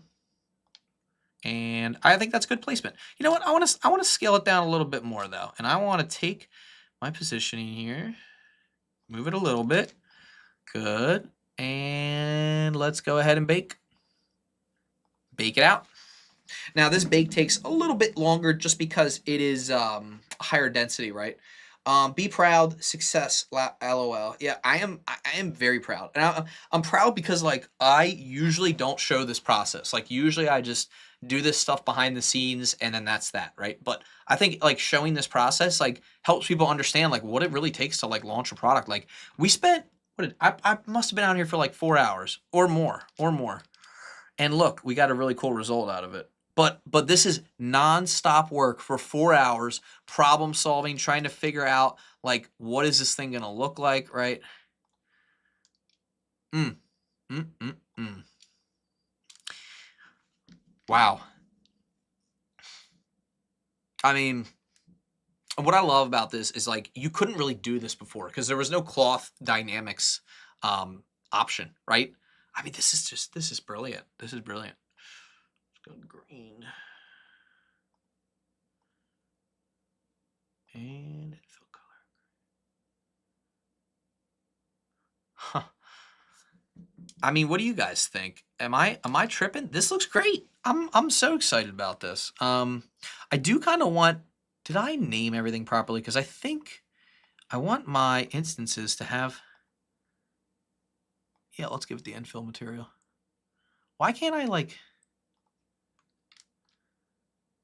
I don't know why I can't see my little fuzzes as much. Don't. It's like they're not showing up with the proper. Oh, do I have to realize them in order to get the material? I don't think I should have to do that, though. Do I have to realize them? Curve to mesh. If I realize this might break, Blender might crash. It didn't crash. But why am I not getting... You know what? Instead of a curved line, I didn't want to have to do this. Do a curved circle with a really, really low res. Oopsies.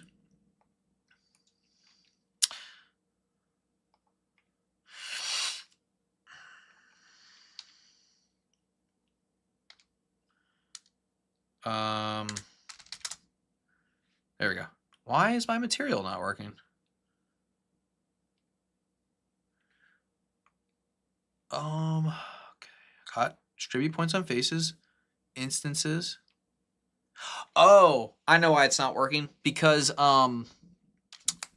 you know what? We're going to make a separate material anyway. The reason it's not working is because we have to set our attribute. We never set up the stored named attribute.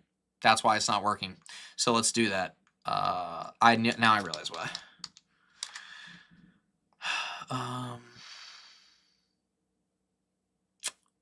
You know what?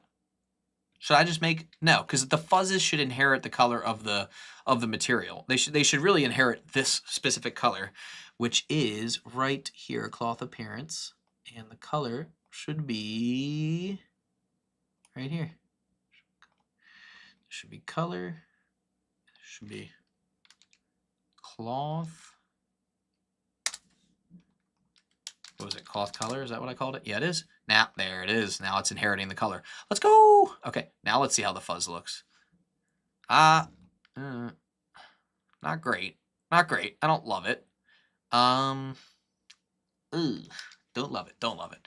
You know what? Let's do the infill. Oh, no. Hold on. That's the color. Oh, can you do hue? Or can I do brightness contrast? Oh, there's no brightness. Brightness. No, why is there no brightness contrast, but there's hue and saturation? Bro, that's annoying. Okay. Be that way. You know what? Let's see something here. Can I adjust the hue? Or, oh no, not the hue. Oh, wait, hold on. We can lighten it. Ooh, factor of 0.2. Oof. Looks horrible. And I think one of the reasons it looks horrible is because we're using a curved circle, not a curved line. 0.001.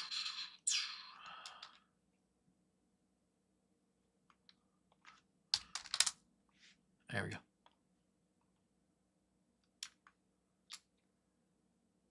I feel like I can't even see it. Oh. There we go. That's a little bit better. All right, but I don't want this. I don't, guys, I really don't love it. I really don't love it because I think it needs, it really needs to be the infill material, and we need to take the infill color, plug it in down here, and we need to change it to infill. better, definitely better, but it needs to be thinner, and it needs to be like, there needs to be more of them. And it needs to be higher.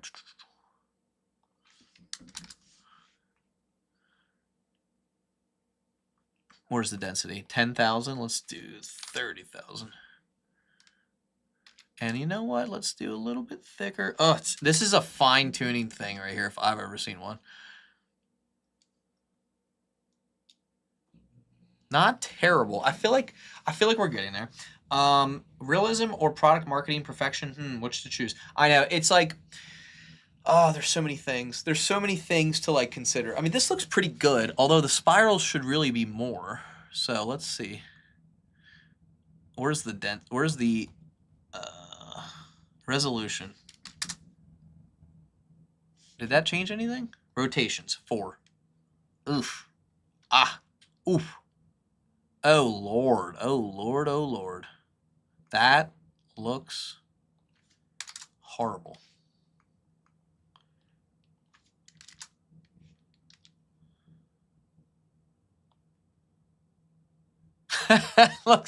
It just looks like there's a bunch of springs all over the darn place. Oh my gosh.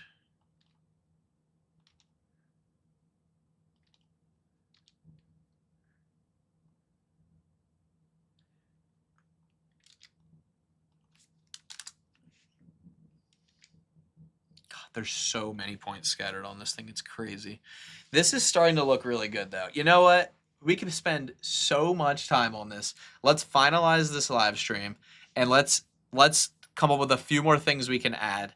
The fuzz, detail, and control is just going to be out of control. If we add that in, oh my gosh, it's like how detailed do we want to make this product? Like it is crazy. Like I don't. What do you guys think? I feel like we have some great features to add. I'm certainly like excited about like what this could look like. Oh man, I'm really, you know what I'm really tempted to do though? I just really want to. Oh, I like want to stop the live stream, but I'm like I want to try a couple things. Do we have color in that logo that we downloaded? Is there color? Oh, there is color in this one. I wonder if we could, or maybe we should try it with the dove. But I want to see if we could like inherit the color for the infill. I'm just so curious now. Like if we did, is this the infill? No, where's infill? Okay, let's just say we had image texture. I just want to try it. I just want to try it. Let's go to the downloads. I wonder if I'm just curious, like if we plugged in this color, hold on, I have to do this too. If we plugged in this color and then we did,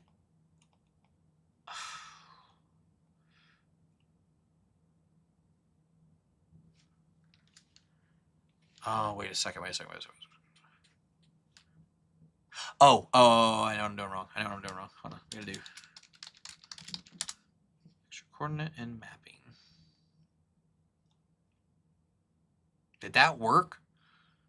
Did it work?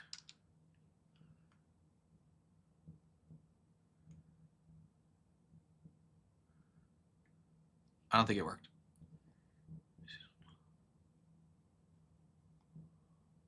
Oh, I might have to plug object in. Why is it faster in rendered view? What's that about?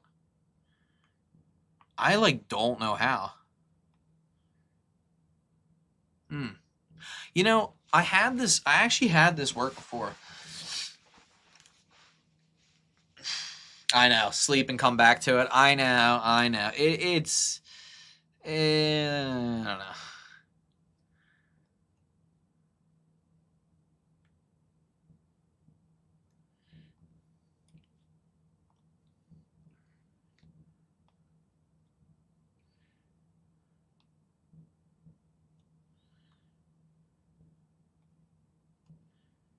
There we go. Okay, I fixed it. All right. Thank you for the subscribe. I really appreciate it. All right, guys. It is about that time. I'm gonna lose it if I keep going, but I am just so happy. You know, let's try it with one more logo. I'm so happy with where we're at that I actually this time we're gonna try it with one more logo. You guys decide the logo. I'll drop it in there. And that'll be that. We're not coming back. We're not coming back. All right. Oh, that's cool. What logo? You name the logo. I will look it up. I will download it, and we will plop it on in there and see how it looks. Also, I'm going to make a switch for the... This is, what is all this right here? All this is the fuzz.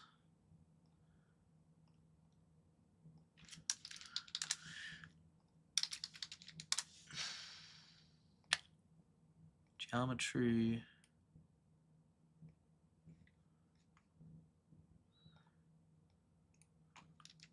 There we go. No logos?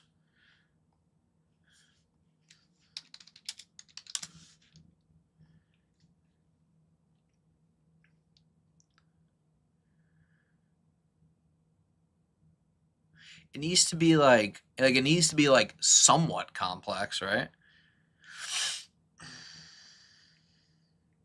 That's such a cool one. If only it was a PNG. Oh, this is sick. Let's try this. All right, let's go back to the start. Overlays back on. Go ahead and delete the bake. Select our new image. Logo placeholder. Oh, nice. It's right in the center. Perfect. Okay. Delete the placeholder. Bake it. I think the result is awesome. I really genuinely think, and we'll kind of see when this bake comes through, but like I genuinely think this is like a super awesome product. Like even though it only took like 3 hours to build, we're gonna keep adding to it, perfecting it. Like I just think there's just so much more we can do with it. I just don't even know. You just like keep on adding features. Like you almost don't even know when to stop, you know? All right, let's see. Oh my gosh.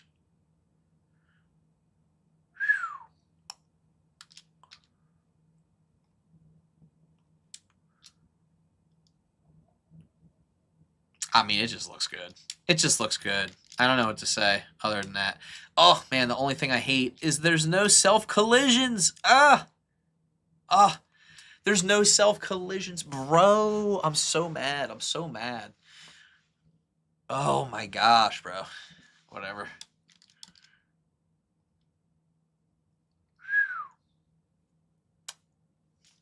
Let's give it a vintage vibe, and then we'll call it a day. Cloth color. Dark. Purple. See, like, this is the fun part that I think people are gonna have like fun with this part. Stitch color. Let's go with red. Infill color, a nice golden yellow. I don't like the red. I want to try.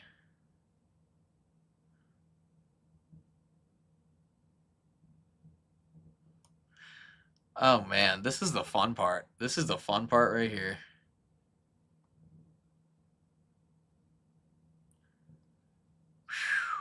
I'll tell you what, man, that just looks great. That just looks great.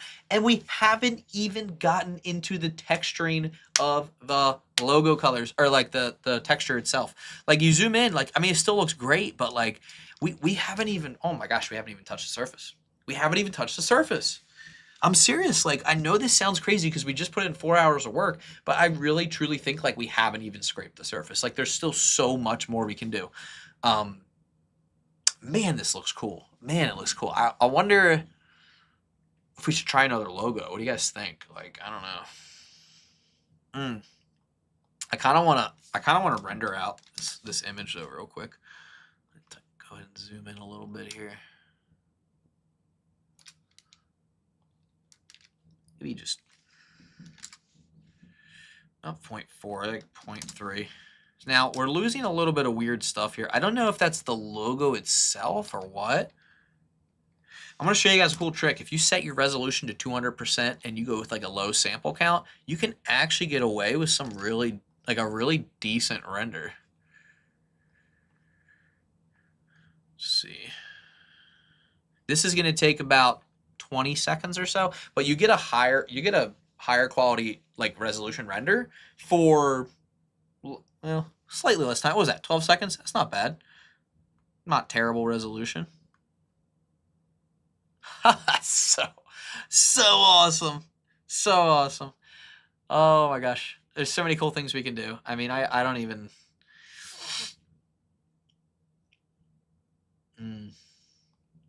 That's a cool one. See, again, like we come back to like what logo are you going to place on there, right? These are things we got to think about. That one's cool. Usually, like the more detail, the better, I guess, is what I would say. Oh, that would have been a fun one to test. Too bad. I'm trying to just go for like whatever I find. Like I'm not, we're not really making a logo here. We're just kind of modifying whatever we can. A lot of people, I am a little worried that like a lot of people are going to get these ones in there with it does have a transparent background, but it doesn't have the, I don't know how to explain this. It doesn't have like the cutouts the way that they should be. Does that kind of make sense? Oh, that's not one. Oh, that's a cool one. Oh, the Yankees logo would be kind of nice though. Try that one out. Guys, there's just so many we can try. Oh, this one will be so cool. Oh, I really want to try. Guys, come up with just one more logo. Just come up with one more logo for me. Oh, that would have been so nice. That would have been so good, yo. What's like a really nice, like detailed logo that would look really good? It's nice to see you too. Yeah, it's nice to see you too.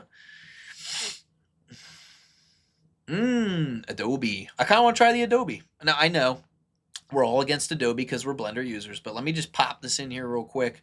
Try it out.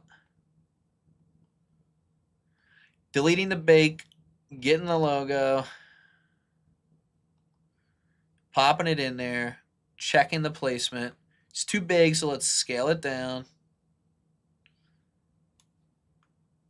Looks good.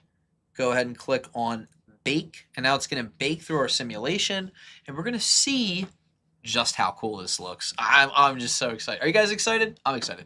I'm excited to see how this looks. All right, here we go. Oh my gosh, this one's taking a while. Why is this one taking so long? Maybe it's just like the complexity of I don't know. Well, we're at a high value of vertices here, so that's probably another reason why. Here we go. Let's go ahead and turn off our logo placeholder. Oh my God. Let's zoom out a little bit. The logo is supposed to be red, right? That's Adobe. Or hold on, what's Adobe's colors again? Yeah, so that's red. So we'll do red on white background. So cloth color, no saturation. We'll do like a nice gray or white. Stitch color, we'll do a light red, and then infill we'll do red. You know what though? For the outer stitch color, maybe like a pink. I don't know. Looks good though, regardless. Does it look good? Oh, it does look good. And it actually it didn't turn out too bad. Not terrible. It's a big, you know what? It's a really big version of this logo. I'm tempted to say let's rebake it with a smaller version. But you know what else I want to do? I actually want to delete the bake, go back, and I want to change my force field to just turbulence. And I just kind of want to see how that looks. And you know what? I actually do want to make the logo a little bit smaller. And guys, I'll be honest, and this is not me bragging, but now that I've messed around with this a little while, I really genuinely think this is a great product. Like I actually do think people will use this. And I think this is going to be a success. I really do. All right, let's bake this out. Now we have turbulence, not a regular force field. And we're doing the same bake. Like we're baking through the same timing, the same colors. So we don't really have to change anything. This is going to look so good. I'm just so excited about this one. I just love building cool things in Blender. Anybody else? I don't know. I love it. I love it. I have so much fun, especially when things work out. Now, obviously, we've ran into a few issues here and there. Nothing's going to be perfect, right? Now let's go ahead and see what this bake looks like. Ooh, much more turbulence than I expected. Oh, we got to be careful. So, okay, so the reason it looks like this is okay. The reason it looks like this is because we didn't set up our, this actually looks really cool, but we didn't set up our force intensity properly. So here's what I'm going to do. I'm going to go back. I'm going to delete the bake. I'm going to jump this down to 100. I'm going to go to my force intensity and do 3. I'm going to press play. Now you can see what it looks like. Much better. All right, now let's bump this back up to 300. Let's go ahead and click bake. Now the reason it looks weird is because we were in the center, one of the center frames, so you have to reset it. This, if you see this, do not freak out. It just means that you're like on a weird frame, like a frame in the middle, and you messed up a setting. Like if you mess with a setting, you always have to rebake. There we go. Much better. Much better. So now we get this really, really clean result. Let's go back. Let's see. Oh, man. I mean, guys, I'm sorry, but like, I should be charging you guys for this. This is too good. I'm sorry, I shouldn't say that. But like, I really should be charging for this because this is the kind of stuff that's in like a master class. Like, I just gave you guys 4 hours of great content. Now, yes, I will sell this for money. Of course, I have to make money somehow. This is like part of my living. But like, I just gave this to you for free. Like, you could easily make the same exact product and you can go and sell it. Obviously, you got to follow the 4-hour thing, but a lot of this is like just messing around with like the colorways and things. I hate to say this, but I want to try one more logo. Oh, this is a cool one. This is a cool one. Let's try this one. Now, another thing is like obviously the better quality of the logo, like the better this is going to look, but let's delete the bake, put on our logo placeholder. Let's apply our new logo, right? Good. Everything looks fine. I'll keep the placement the same. I'll go ahead and click bake. And just like that, we're about to have a brand new logo animation just like that.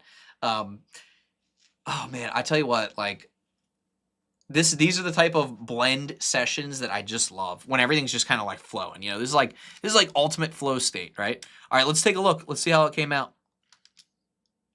Not bad. I actually might even prefer like slightly slower than this. Like this does look good. Now, because this was such a low res image, we're getting like kind of like these weird results, but this looks really cool. And we can switch this up, right? We can do like, I almost want to say like a royal, like, let's see, let's try white, or maybe like infill. I don't know, like something like that, maybe, perhaps. Again, you can come back to this and you can modify this however you want. But for the most part, guys, I think this was a successful live stream. I'm going to hop offline. I really hope you guys had a good time, truly, and I promise you we'll pick back up on this. If you don't hear from me for a little bit, just remember we'll keep doing these live streams. I think this came out so good. Like, I mean, we have such a nice polished product right now. Imagine like where it'll be when we continue to add to it. I truly, genuinely am like really happy with this like session. I really appreciate you guys joining me, and I hope to see you guys in